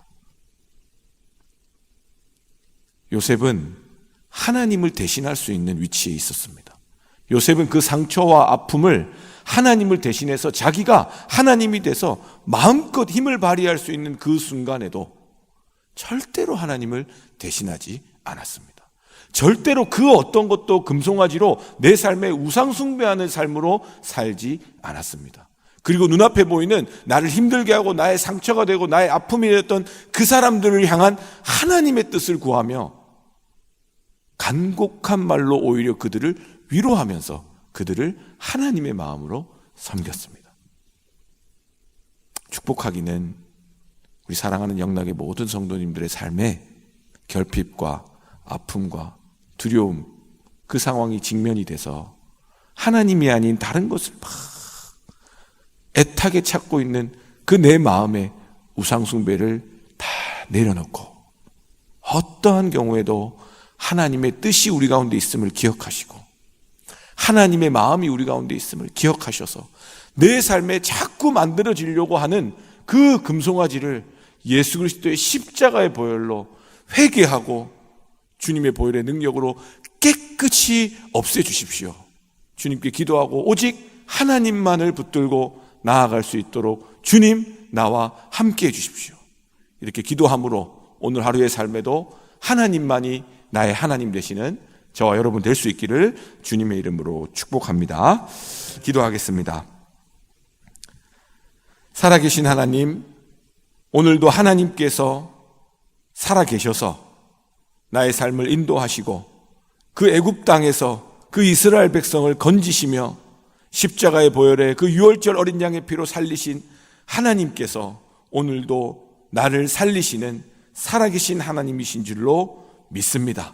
지금 당장 눈앞에는 아무것도 보이지 않아서 불안감과 두려움 가운데에 혹여나 내가 가진 어떤 것들이 사라지고 또 혹은 내가 바라고 원하는 일들이 뜻대로 되지 않는 그 결핍된 마음 때문에 방황함으로 금송아지를 만들려고 하는 나의 죄된 본성이 있다면 성령 하나님, 이 시간 예수 그리스도의 보혈의 피로 깨끗이 씻겨 주시옵소서. 나의 사랑하는 가족과 자녀들을 향한 마음에도 주여 하나님만이 아닌 금송아지를 향한 우상 숭배의 마음이 있다면 주님 불쌍히 여겨주시고 오늘 십자가의 보혈의 능력으로 오직 하나님만을 나의 하나님으로 고백하는 거룩한 능력을 허락하여 주시옵소서. 내가 하는 일들도 내 몸과 마음과 영혼의 문제도 또 나의 삶의 앞으로 남은 여생에 관한 그 내 삶의 모든 고민들 가운데에 금송아지를 만들어내는 우상숭배에 멸망되는 길이 아니라 그 어떤 가운데서도 하나님을 대신하지 않고 하나님의 뜻을 구하며 오히려 주변 사람들을 위로하며 사랑하는 요셉과 같이 하나님의 사람, 믿음의 사람으로 오늘도 승리할 수 있도록 우리 사랑하는 영락의 모든 성도님들의 삶의 자리와 기도 제목 가운데에 하나님 응답하여 주시옵소서. 그래서 우리 안에 있는 모든 금송아지들이 예수 그리스도의 이름으로 무너지게 하시고 오직 나의 하나님, 나의 주님만이 나의 모든 입술과 삶을 통해 고백되어질 수 있도록 성령 하나님 함께하여 주시옵소서. 나의 모든 삶을 주님께 맡겨드립니다. 예수님의 이름으로 기도드립니다. 아멘.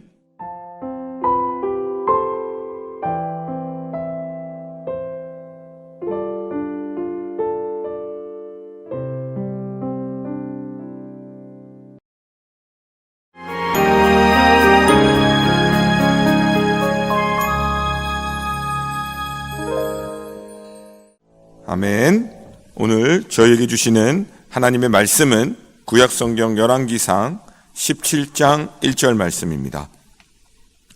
구약성경 열왕기상 17장 1절 말씀 다 같이 한 목소리로 합독하겠습니다. 길르앗에 우거하는 자 중에 디셉 사람 엘리야가 아합에게 말하되 내가 섬기는 이스라엘의 하나님 여호와께서 살아계심을 두고 맹세하노니 내 말이 없으면 수년 동안 비도 이슬도 있지 아니하리라 하니라. 아멘. 할렐루야. 우리 사랑하는 성도님들, 오늘도 예배로 하루를 시작하시고 또 온라인으로 말씀 묵상으로 또 그 바쁜 중에도 또 하나님께 온전히 내 삶을 맡겨드립니다 하시는 우리 모든 성도님들의 신앙 고백 가운데 그 어떤 일 가운데도 우리 하나님께서 우리를 오늘도 지켜주시고 성령 하나님께서 함께 하실 줄로 믿습니다. 오늘은 이제 여로보암 왕 이야기를 지나서 이제 북이스라엘 왕 중에 한 명인 아합 왕 이야기가 나오게 됩니다. 근데 이 아합 왕 이야기를 나올 때에 굉장히 강렬하게 등장하는 오늘 인물이 한 명 있죠. 누구죠? 바로 엘리야입니다. 엘리야는 등장하면서부터 그 당시 최고의 권력가이고 또 악한 왕, 하나님을 잘 섬기지 않고 오히려 아내 이세벨의 그 우상 숭배를 돕고 우상을 숭배함으로 하나님 앞에 여호와 앞에서 악하게 행했다라고 평가받는 그 왕에게 엘리야는 뭐라고 말하면서 시작을 하냐면 여호와 하나님의 살아계심을 두고 맹세하노니 다시는 엘리야를 통해서 말이 없으면 하나님의 말씀이 없으면 이 땅에 비가 내리지 않겠다 이야기를 하는 겁니다. 다르게 이야기하면 바로 이제부터 가뭄이 시작될 거라는 거죠. 그래서 나중에 열왕기상 17장 17절에 보면 그 말씀하신 대로 열왕기상 17장 7절이죠. 7절에 보면 엘리야가 이야기한 대로 땅에 비가 내리지 아니하므로 얼마 후에 그 시내가 마르니라. 시냇가가 마를 정도로 이제 극심한 가뭄이 시작됩니다. 제가 사역을 하면서 가장 크게 물 때문에 고생한 적이 한 번 있는데 이전 교회인데 이제 청년들을 데리고 충도라는 그 전라도 끝에 이렇게 버스 타고 내려가가지고 완도라는 섬까지 고속도로가 연결돼 있고 뭐 거기서 또 배를 타고 한참을 들어갔던 곳입니다. 그곳으로 가서 이제 다시마를 주로 농사하는 그런 동네였는데 거기에 이제 마을 회관을 빌려가지고 한 100여 명 가까이 되는 청년들이 이제 내려간 거예요.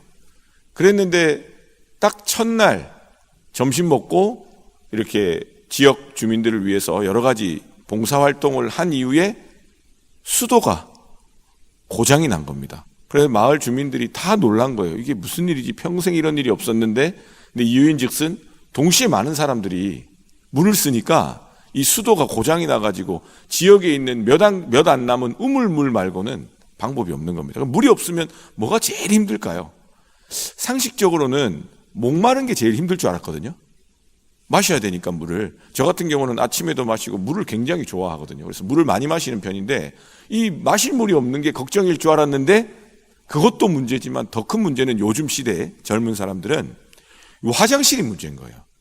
다 이제 현대식으로 돼 있어가지고 물이 없으면 원활하게 화장실을 가기가 어렵더라고요. 근데 이게 참 어려운 게 이게 물 목마른 거는 음료수로라도 좀 대신하면 되는데 이 화장실을 못 가기 시작하니까 그렇게 이틀이 물이 안 나왔거든요.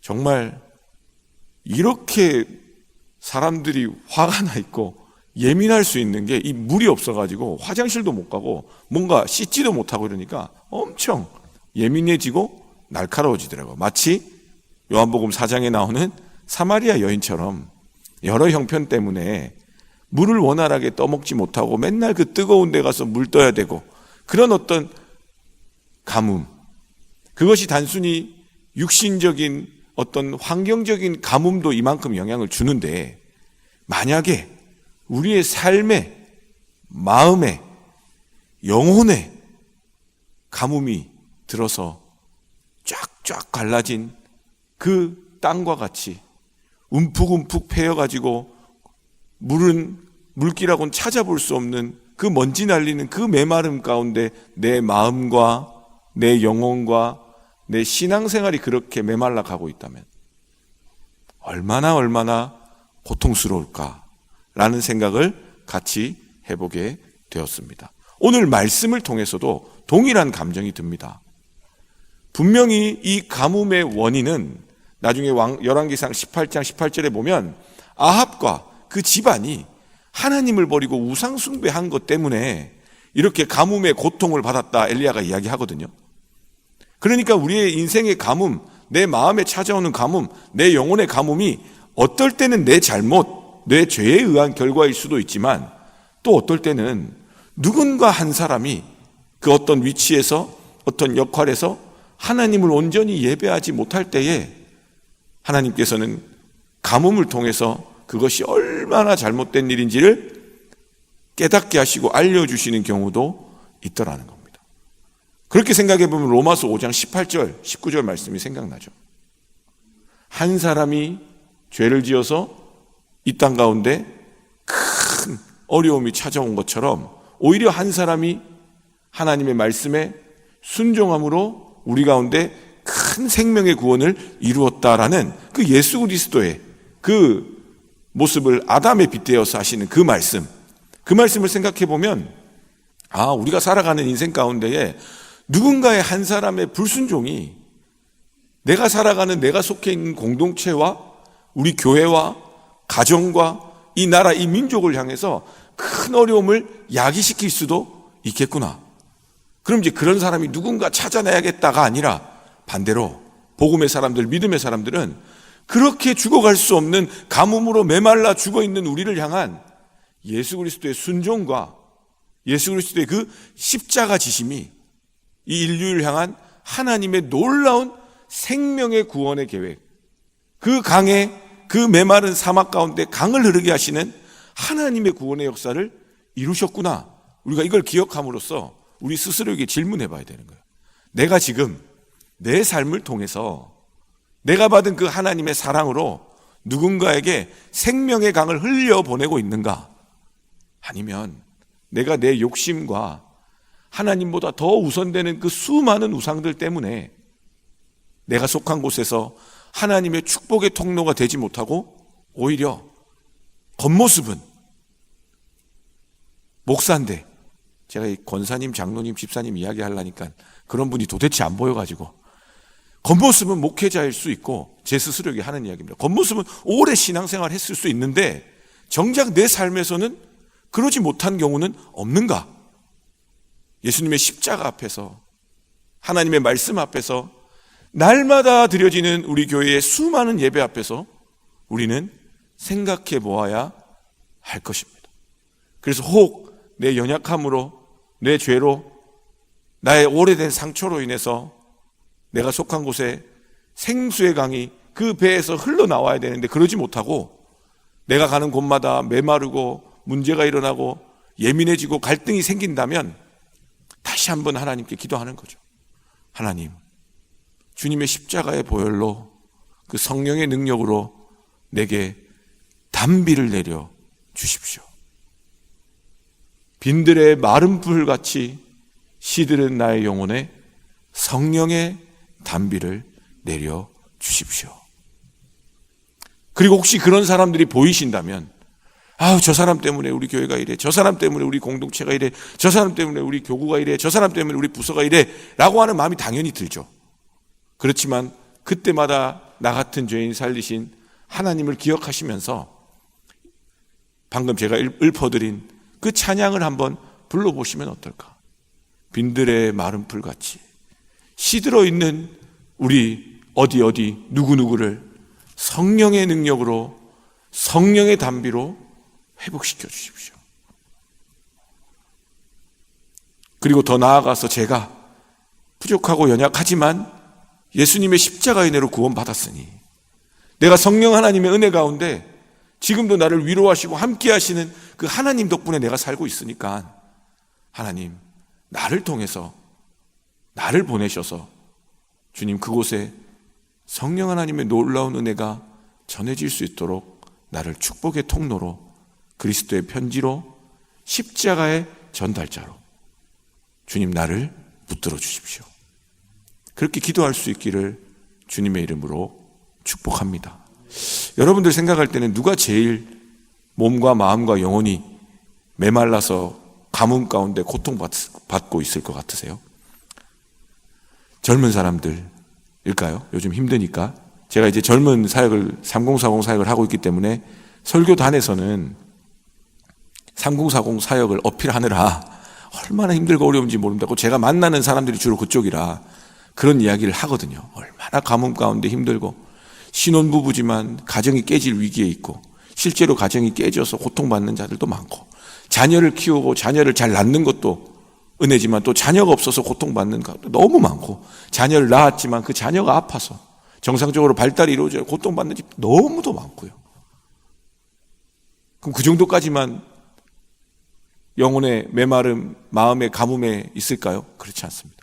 제가 이런 얘기를 하면요, 제가 이제 3040 세대만 만나는 게 아니라 그 세대를 위한 어르신들도 많이 만나게 되잖아요. 그러면요, 꼭 이런저런 얘기 하다 보면요, 꼭 이런 말을 꼭 일주일에 한두 번 들어요. 저는 어제도 들었고 그제도 들었는데요. 목사님, 저희도 목마릅니다. 이렇게. 전혀 그렇게 안 보입니다.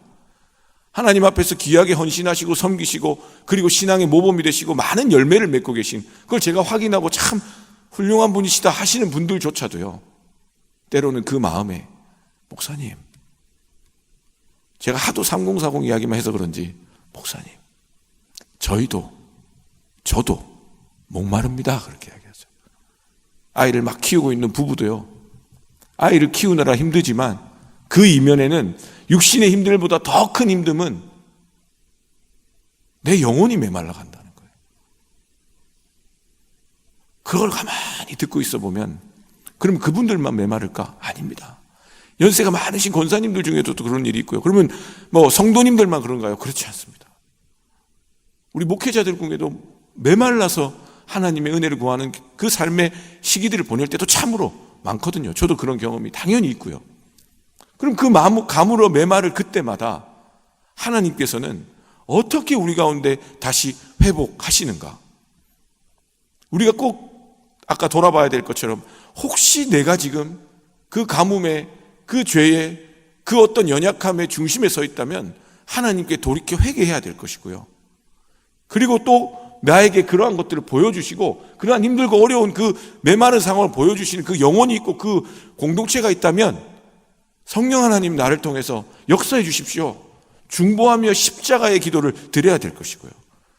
그래서 오늘 예레미야서 말씀을 좀 참고해서 보자면 예레미야서 2장 13절 말씀, 내 백성이 두 가지 악을 행하였나니 곧 그들이 생수의 근원되는 나를 버린 것과 스스로 웅덩이를 판 것인데 그것은 그 물을 가두지 못할 터진 웅덩이들이니라. 먼저는 내가 정말 생수의 근원이신 하나님을 바라보고 있는가? 아니면 내 능력이나 내가 할 수 있는 것이나 내 처세술이나 내 지금 여기에 처해져 있는 거 눈치 보느라 생수의 근원이신 하나님이 아니라 내 앞길을 도모하고 내 걸어가야 될 길, 내가 원하는 유리한 거 그거 찾느라 생수의 근원이 아닌 다른 스스로 웅덩이를 파고 있어서 거기에 물이 오지 않는데도 언젠가는 오겠지 하면서 파다가 지쳐있지는 않은가? 목이 마른 그 사마리아 여인을 찾아가신 예수님께서는 그 사마리아 여인이 퉁명스럽고 예민하게 예수님을 대하지만 그 예수님의 마음은 그 여인의 그 메마른 그 인생에 있었기 때문에 찾아가셔서 물어봅니다. 네 남편이 어디 있느냐? 사마리아 여인의 가장 아픈 그 모습을 다시 드러냅니다. 아마 그 사마리아 여인이 5명이나 되는 남편을 만나고 또 5명이나 되는 남편에게 버림받은 걸 보면 우리가 상상해보고 추측해보건대 한두 번 실패할 수 있죠. 근데 그 실패한 가운데서도 하나님께로 돌아오지 못하고 예수 그리스도의 복음의 능력으로 다시 살지 못한 채 계속해서 무엇을 찾았어요? 인간적인 만족과 채움이 여기 있겠지 하고 계속해서 5번까지 실패하게 되는 그 마음 아픈 사연을 보게 됩니다. 예수님께서는 그걸 드러내시고 다시는 목마르지 않은 물이 내게 있다. 예수님의 복음을 그 여인을 찾아가서 1대1로 말씀해 주십니다. 그 여인이 그 예수님을 만나는 순간 자신이 지고 왔던 물동이는 다 버리고 사람들을 피해 도망왔던 그 우물터에서 이제는 그 사람들을 향해 나아가서 담대히 예수가 그리스도이심을 증언하는 삶으로 회복되었다라는 것입니다. 그 이후에 요한복음 7장 37절 39절에서는 예수님께서 이렇게 이야기하십니다. 명절 끝날 곧 큰 날에 예수께서 서서 외쳐 이르시되 누구든지 목마르거든 내게로 와서 마시라. 나를 믿는 자는 성경의 이름과 같이 그 배에서 생수의 강이 흘러나오리라 하시니 이는 그를 믿는 자들이 받을 성령을 가리켜 말씀하신 것이라. 아멘. 우리가 생수의 근원이신 하나님을 저버릴 때도 있습니다. 그래서 스스로 웅덩이를 파고 하나님이 아닌 다른 것을, 어제로 말하면 나의 결핍과 두려움이 만들어낸 그 금송아지를 하나님처럼 섬기는 우리의 연약함도 있을 수 있습니다. 그러나 오늘 말씀을 통해서 우리의 그 인생의 삶의 가뭄이 계속될 때에 우리는 성령 하나님의 도우심을 구하는 믿음의 기도가 회복되어야 될 줄로 믿습니다. 우리의 가장 인생의 메마른 인생을 다시 생명력 인생으로 다시 살게 하시는 길은 오늘 예수 그리스도께서 말씀하신 것 같이 예수님을 믿는 자들에게 한없이 부어주시는 성령 하나님의 그 능력과 은혜가 아니고서는 우리가 다시 예수 그리스도의 그 생명의 그 생수의 강이 우리의 인생 가운데 흐를 수 없다는 것을 꼭 기억하실 수 있는 저와 여러분 될 수 있기를 축복합니다. 그래서 찬송가 183장 이 가사가 계속 새벽기도 때 마음에 돌더라고요. 근데 미리 정해놓은 찬양이 있어가지고 바꿀 수 없어가지고 꼭 이 가사라도 읽어드리고 마치면 좋겠다 싶습니다. 빈들의 마른 풀같이 시들은 나의 영혼, 주님이 약속한 성령 간절히 기다리네. 반가운 빗소리 들려 산천이 춤을 추네. 봄비로 내리는 성령 내게도 주옵소서. 철 따라 우로를 내려 초목이 무성하니 갈급한 내 심령 위에 성령을 부으소서. 참되신 사랑의 언약 어길 수 있사오랴. 오늘의 흡족한 은혜 주실 줄 믿습니다. 성령 하나님, 우리 사랑하는 성도님들, 그리고 우리 사랑하는 다음 세대들, 그리고 제 인생 가운데에 가무로 메마른 땅에 단비를 내리시듯 성령의 단비를 부어 새 생명 주시옵소서. 오늘 이렇게 간절히 기도하며 오늘도 여러분들을 통해 메말라 있는 곳곳에 그 10년 가운데에 그 섬기는 모든 섬김의 자리 가운데에 성령의 단비가 새 생명의 능력으로 충만할 수 있기를 주님의 이름으로 축복합니다. 기도하겠습니다. 살아계신 하나님, 아방 시대에 그 악한 시대에 주님 가뭄을 통해서 그 나라 그 민족을 향한 하나님의 뜻을 드러내신 것을 기억합니다. 하나님, 우리의 삶의 자리마다 찾아오는 그 수많은 가뭄 때문에 고통받고 있는 우리 하나님의 사람들, 우리 한국교회, 이 나라 이 민족을 주님 불쌍히 여겨 주시옵소서. 그래서 이 시대 가운데 다시 말씀하시고 다시 역사하시고 다시 살리시는 성령의 능력으로 아버지 하나님 우리를 회복시켜 주시옵소서. 다른 것이 아니라 빈들의 마른 풀과 같이 시들어 있는 나의 영혼을 붙들어 주시고 주님이 약속하신 성령으로 이 시간 말씀하여 주시고 그리하여 우리 사랑하는 모든 하나님의 백성들의 그 메말라 있는 가뭄의 그 한 곳 한 곳마다 반가운 빗소리 들리게 하셔서 산천이 춤을 출 뿐만 아니라 우리의 영혼이 다시 주님 앞에서 기뻐 뛰며 찬양하는 성령의 능력을 허락하여 주시옵소서. 그리하여 십자가의 복음의 능력이 우리의 입술을 통해서 메말라 있는 모든 곳에 성령 충만한 능력과 임재로 선포되게 하셔서 가물어 메마른 땅에 단비를 내리시듯 성령의 단비를 부어 주시는 놀라운 은혜를 경험하는 우리 모두 되게 하여 주시옵소서. 하나님, 우리 사랑하는 성도님들의 삶이 생수의 근원이 되는 하나님만을 붙들기를 축복합니다. 우리가 파고 있는 스스로 웅덩이를 파는 그 모든 교만과 자만과 또 자책과 죄책감을 내려놓게 하시고 예수님을 믿는 그 믿음으로 말미암아 우리의 인생에 하나님이 허락하시는 성령 충만한 생수의 강이 흘러넘치게 하여 주시옵소서. 육신의 고통으로, 마음의 어려움으로, 영혼의 메마름으로 고통받고 오늘도 기도하며 그 중요한 기로 앞에 눈물 흘리며 주님 붙들고 부르짖으며 나아가는 모든 심령들 가운데 성령 하나님 응답하여 주시고 임재하여 주시고 함께하여 주셔서 하나님의 넘치는 은혜와 사랑으로 오늘 하루도 감사함으로 승리할 수 있는 우리 모든 영락의 성도들 될 수 있도록 하나님 복을 내리어 주시옵소서. 감사드립니다. 예수님의 이름으로 기도드립니다. 아멘.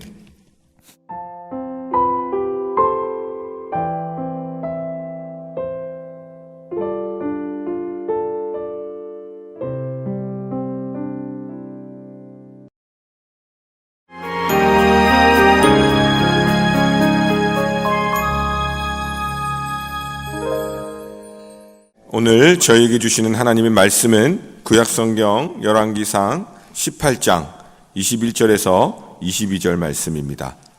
구약성경 열왕기상 18장 21절에서 22절까지 말씀 다 같이 한 목소리로 합독하겠습니다.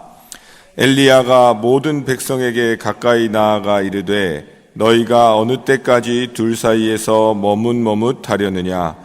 여호와가 만일 하나님이면 그를 따르고 바알이 만일 하나님이면 그를 따를지니라 하니 백성이 말 한마디도 대답하지 아니하는지라. 엘리야가 백성에게 이르되 여호와의 선지자는 나만 홀로 남았으나 바알의 선지자는 450명이로다. 아멘. 할렐루야. 우리 오늘도 하나님의 말씀을 따라 예배함으로 하루 시작하신 우리 사랑하는 성도님들 삶이 오늘 찬양 가사처럼 영원한 생명을 사모하는 그 믿음으로 말미암아 늘 믿음 안에서 오늘 하루도 승리하실 수 있기를 주님의 이름으로 축복합니다. 오늘 설교 제목이 나만 홀로 남았으나입니다. 근데 제가 이렇게 원고를 치면서 오타가 하나 발생했어요. 나만 홀로 남았으니. 여러분들 느낌이 어때요? 나만 홀로 남았으니와 나만 홀로 남았으나에서 느껴지는 어떤 그 표현의 의지가 저는 조금 다르게 느껴지더라고요. 저는 이제 본문을 읽는 중에 이런 말을 봐서 그런 것 같은데, 나만 홀로 남았으니, 엘리야가 지금 나만 홀로 남았다라고 표현할 때 나만 홀로 남았으니라고 하면 뭔가 꺼져가는 불꽃 같은 느낌이 들었습니다. 혼자 남았으니 뭘 할 수 있을까, 이런 느낌이었고, 오늘 본문에 나오는 표현처럼 나만 홀로 남았으나 하면 이 접속사가 생각나죠. 그러나 나만 홀로 남았으나 누가 함께하고 계세요? 하나님이 함께하고 계신다는 거죠. 이 지금 이스라엘 땅에 하나님의 선지자는 엘리야 한 사람 혼자 남았으나, 그런데 바알과 아세라의 선지자들은, 이방 우상 선지자들은 수백 명이 남았으나 구원의 승리는 누구에게 있을까요? 하나님께 있습니다 라는 믿음의 고백을 할 수 있는 그런 느낌을 받았습니다. 여러분들 살면서 홀로 된 적이 아마 있을 겁니다. 재밌게 표현을 해보면 식당에 가서 남들 다 숟가락을 놓았는데 나만 홀로 끝까지 밥을 꿋꿋이 먹어본 경험 있으실 거고요. 아니면 혼자 먼저 숟가락을 놓고 그만 먹어본 경험도 있을 겁니다.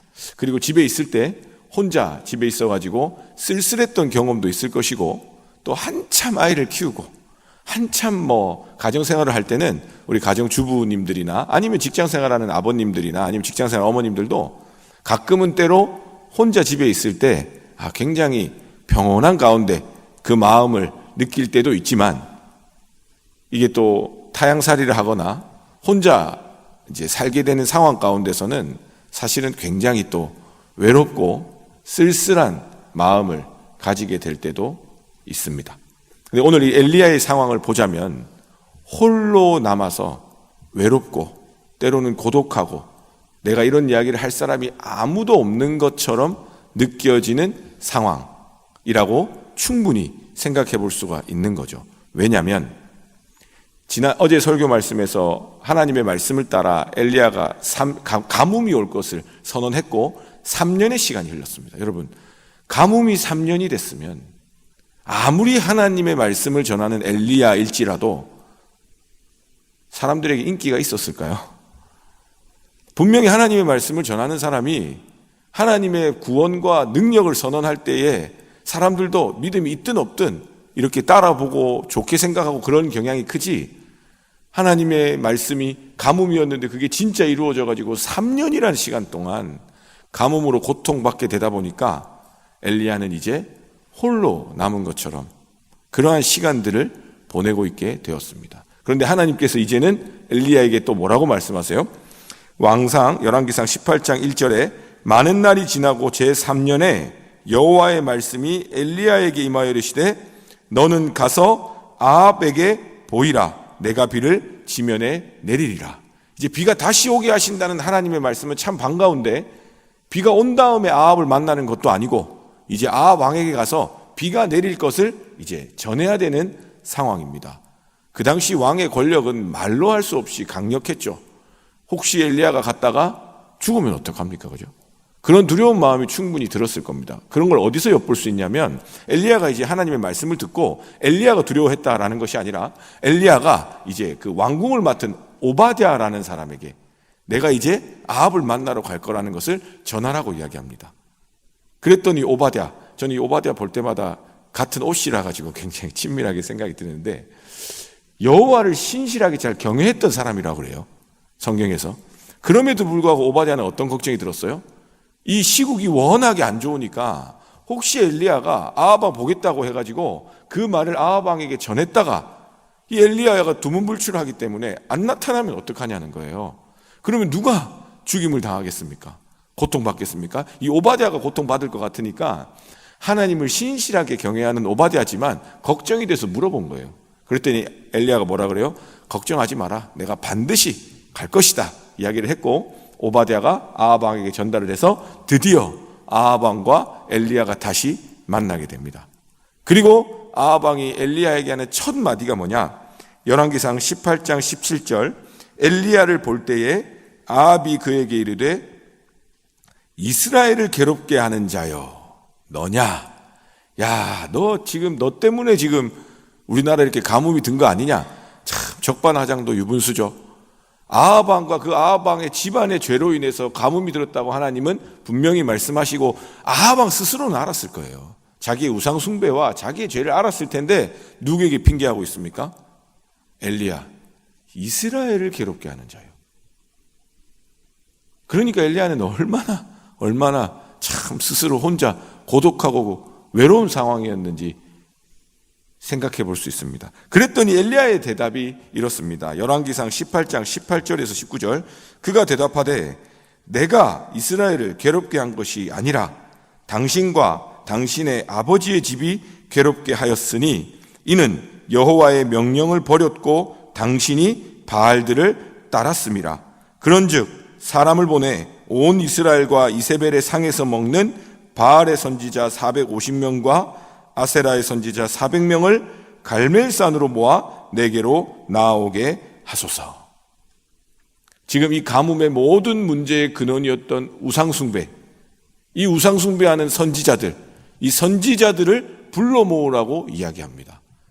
비가 오기 전에 지금 어떤 일이 먼저 벌어지는 거예요? 하나님께서 우상숭배하는 모든 죄의 문제를 해결하고자 엘리야를 통해서 이야기하시는 겁니다. 그리고 열왕기상 18장 24절에 보면 엘리야가 너희는 너희 신의 이름을 부르라. 나는 여호와의 이름을 부르리니 이에 불로 응답하는 신 그가 하나님이니라. 백성이 다 대답하되 그 말이 옳도다 하니라.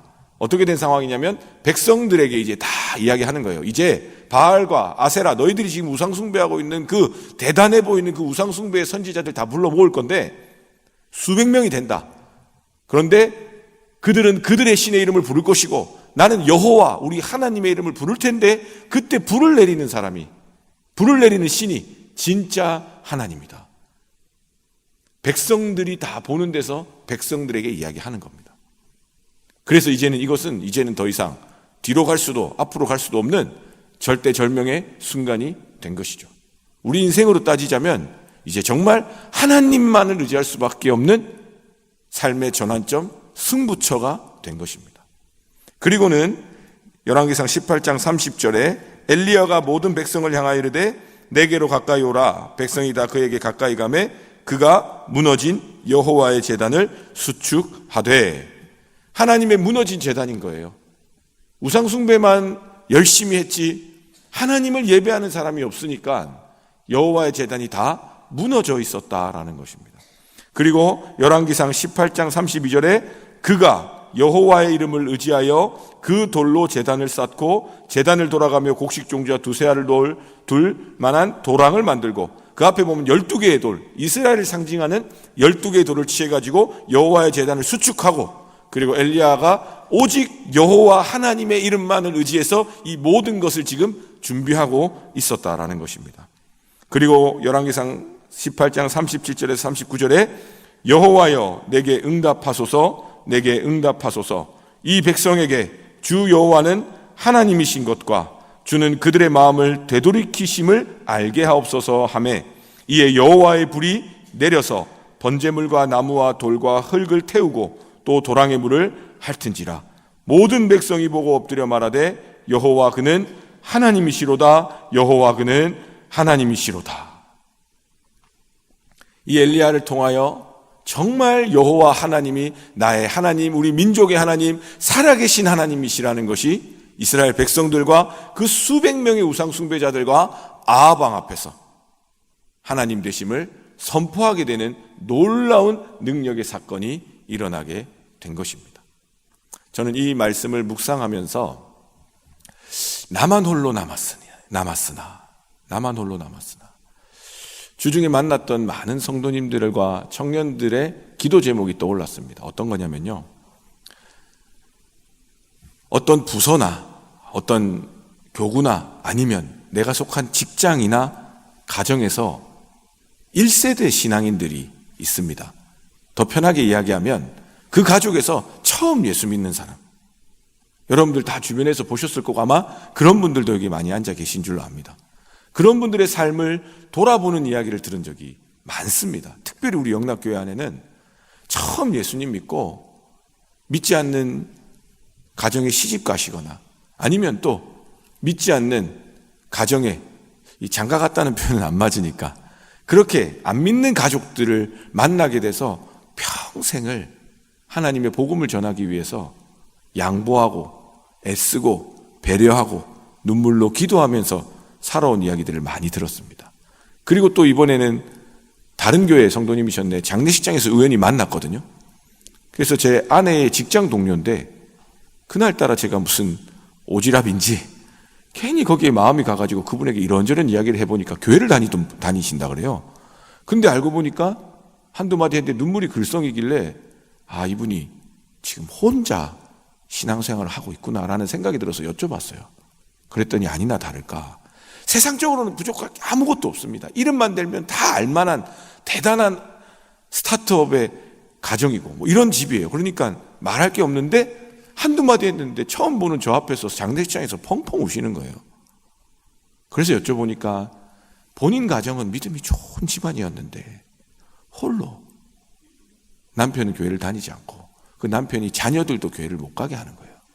혼자 교회 갔다 오라 그러는 거죠. 근데 아이가 어린데 어떻게 혼자 갑니까? 그렇게 신앙생활을 못한 지 3년, 4년, 5년. 누군지도 모르는 사람이 교회 목사라고 하고 하나님이 살아계신다고 이야기하니까 눈물이 막 났던 거죠. 근데 그런 게 그 사람뿐만이겠습니까? 반대로요, 또 청년들 중에 또 3040 세대 중에요, 믿지 않는 부모님을 위해서 간절히 기도하는 사람들도 너무도 많습니다. 아버지가 이제 곧 돌아가실 것 같은데 입술로 영접 기도할 때 아멘이라도 한번 하면 좋겠다. 그렇게 기도하다가 영접 기도를 하는데 아멘 하니까 너무 감사하면서, 고개만 끄덕이니까 너무 감사하면서 그렇게 하나님께 눈물의 기도를 올리는 기도도 보았습니다.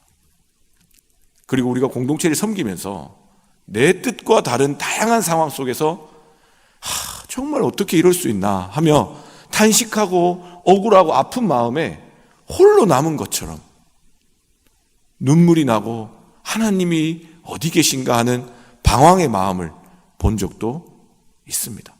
그러나 오늘 엘리야와 같은 상황을 빗대어 보자면 우리가 그렇게 홀로 남아서 정말 수백 명의 우상 숭배자들 앞에 서야 될 때가 있습니다.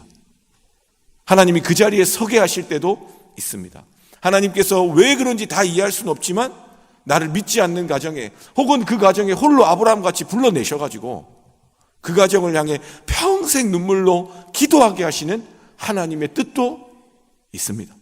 그러나 분명한 것은 그 가뭄과 그 우상숭배 앞에서의 그 억울한 시간은 반드시 끝이 있다라는 것입니다.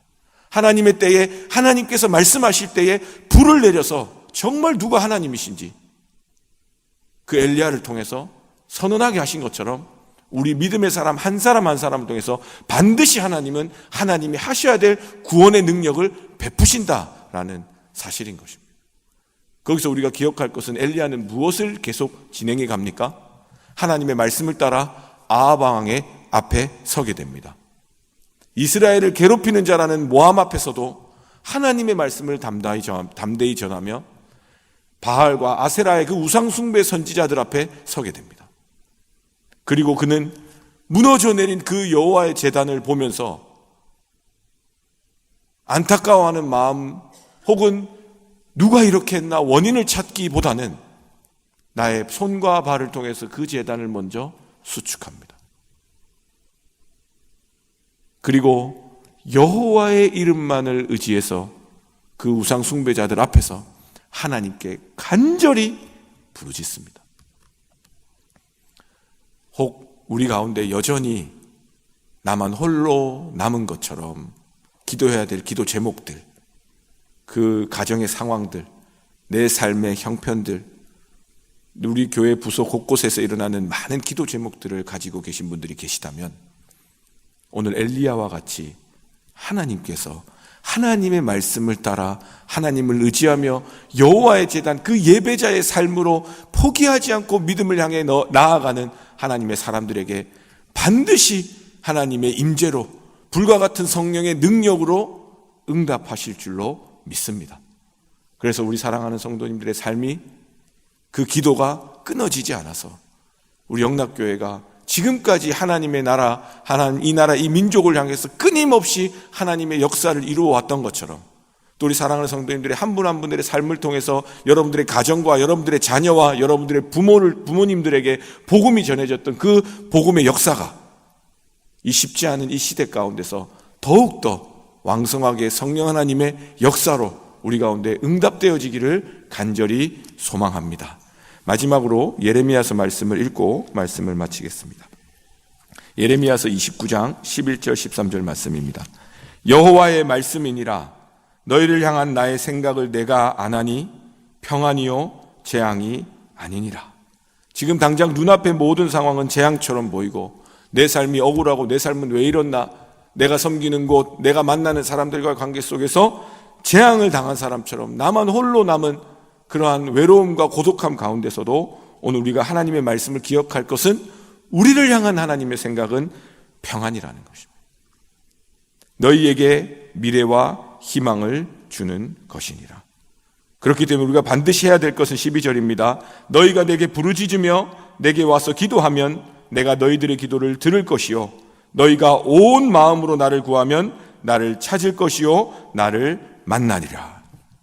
오늘도 온 마음을 다해 기도하는 우리 사랑하는 성도님들의 삶의 자리, 또 분주한 가운데 또 삶의 노동의 자리와 맡겨진 사역의 자리와 또 맡겨진 만남과 약속들 가운데 그 마음속으로 기도하며 또 나를 위해 기도하시는 성령 하나님과의 동행 가운데에 오늘도 하나님을 만나시고 하나님의 뜻이 여러분들의 삶과 입술을 통해서 복음의 능력으로 전해지시는 귀한 복된 하루 되실 수 있기를 주님의 이름으로 축복합니다.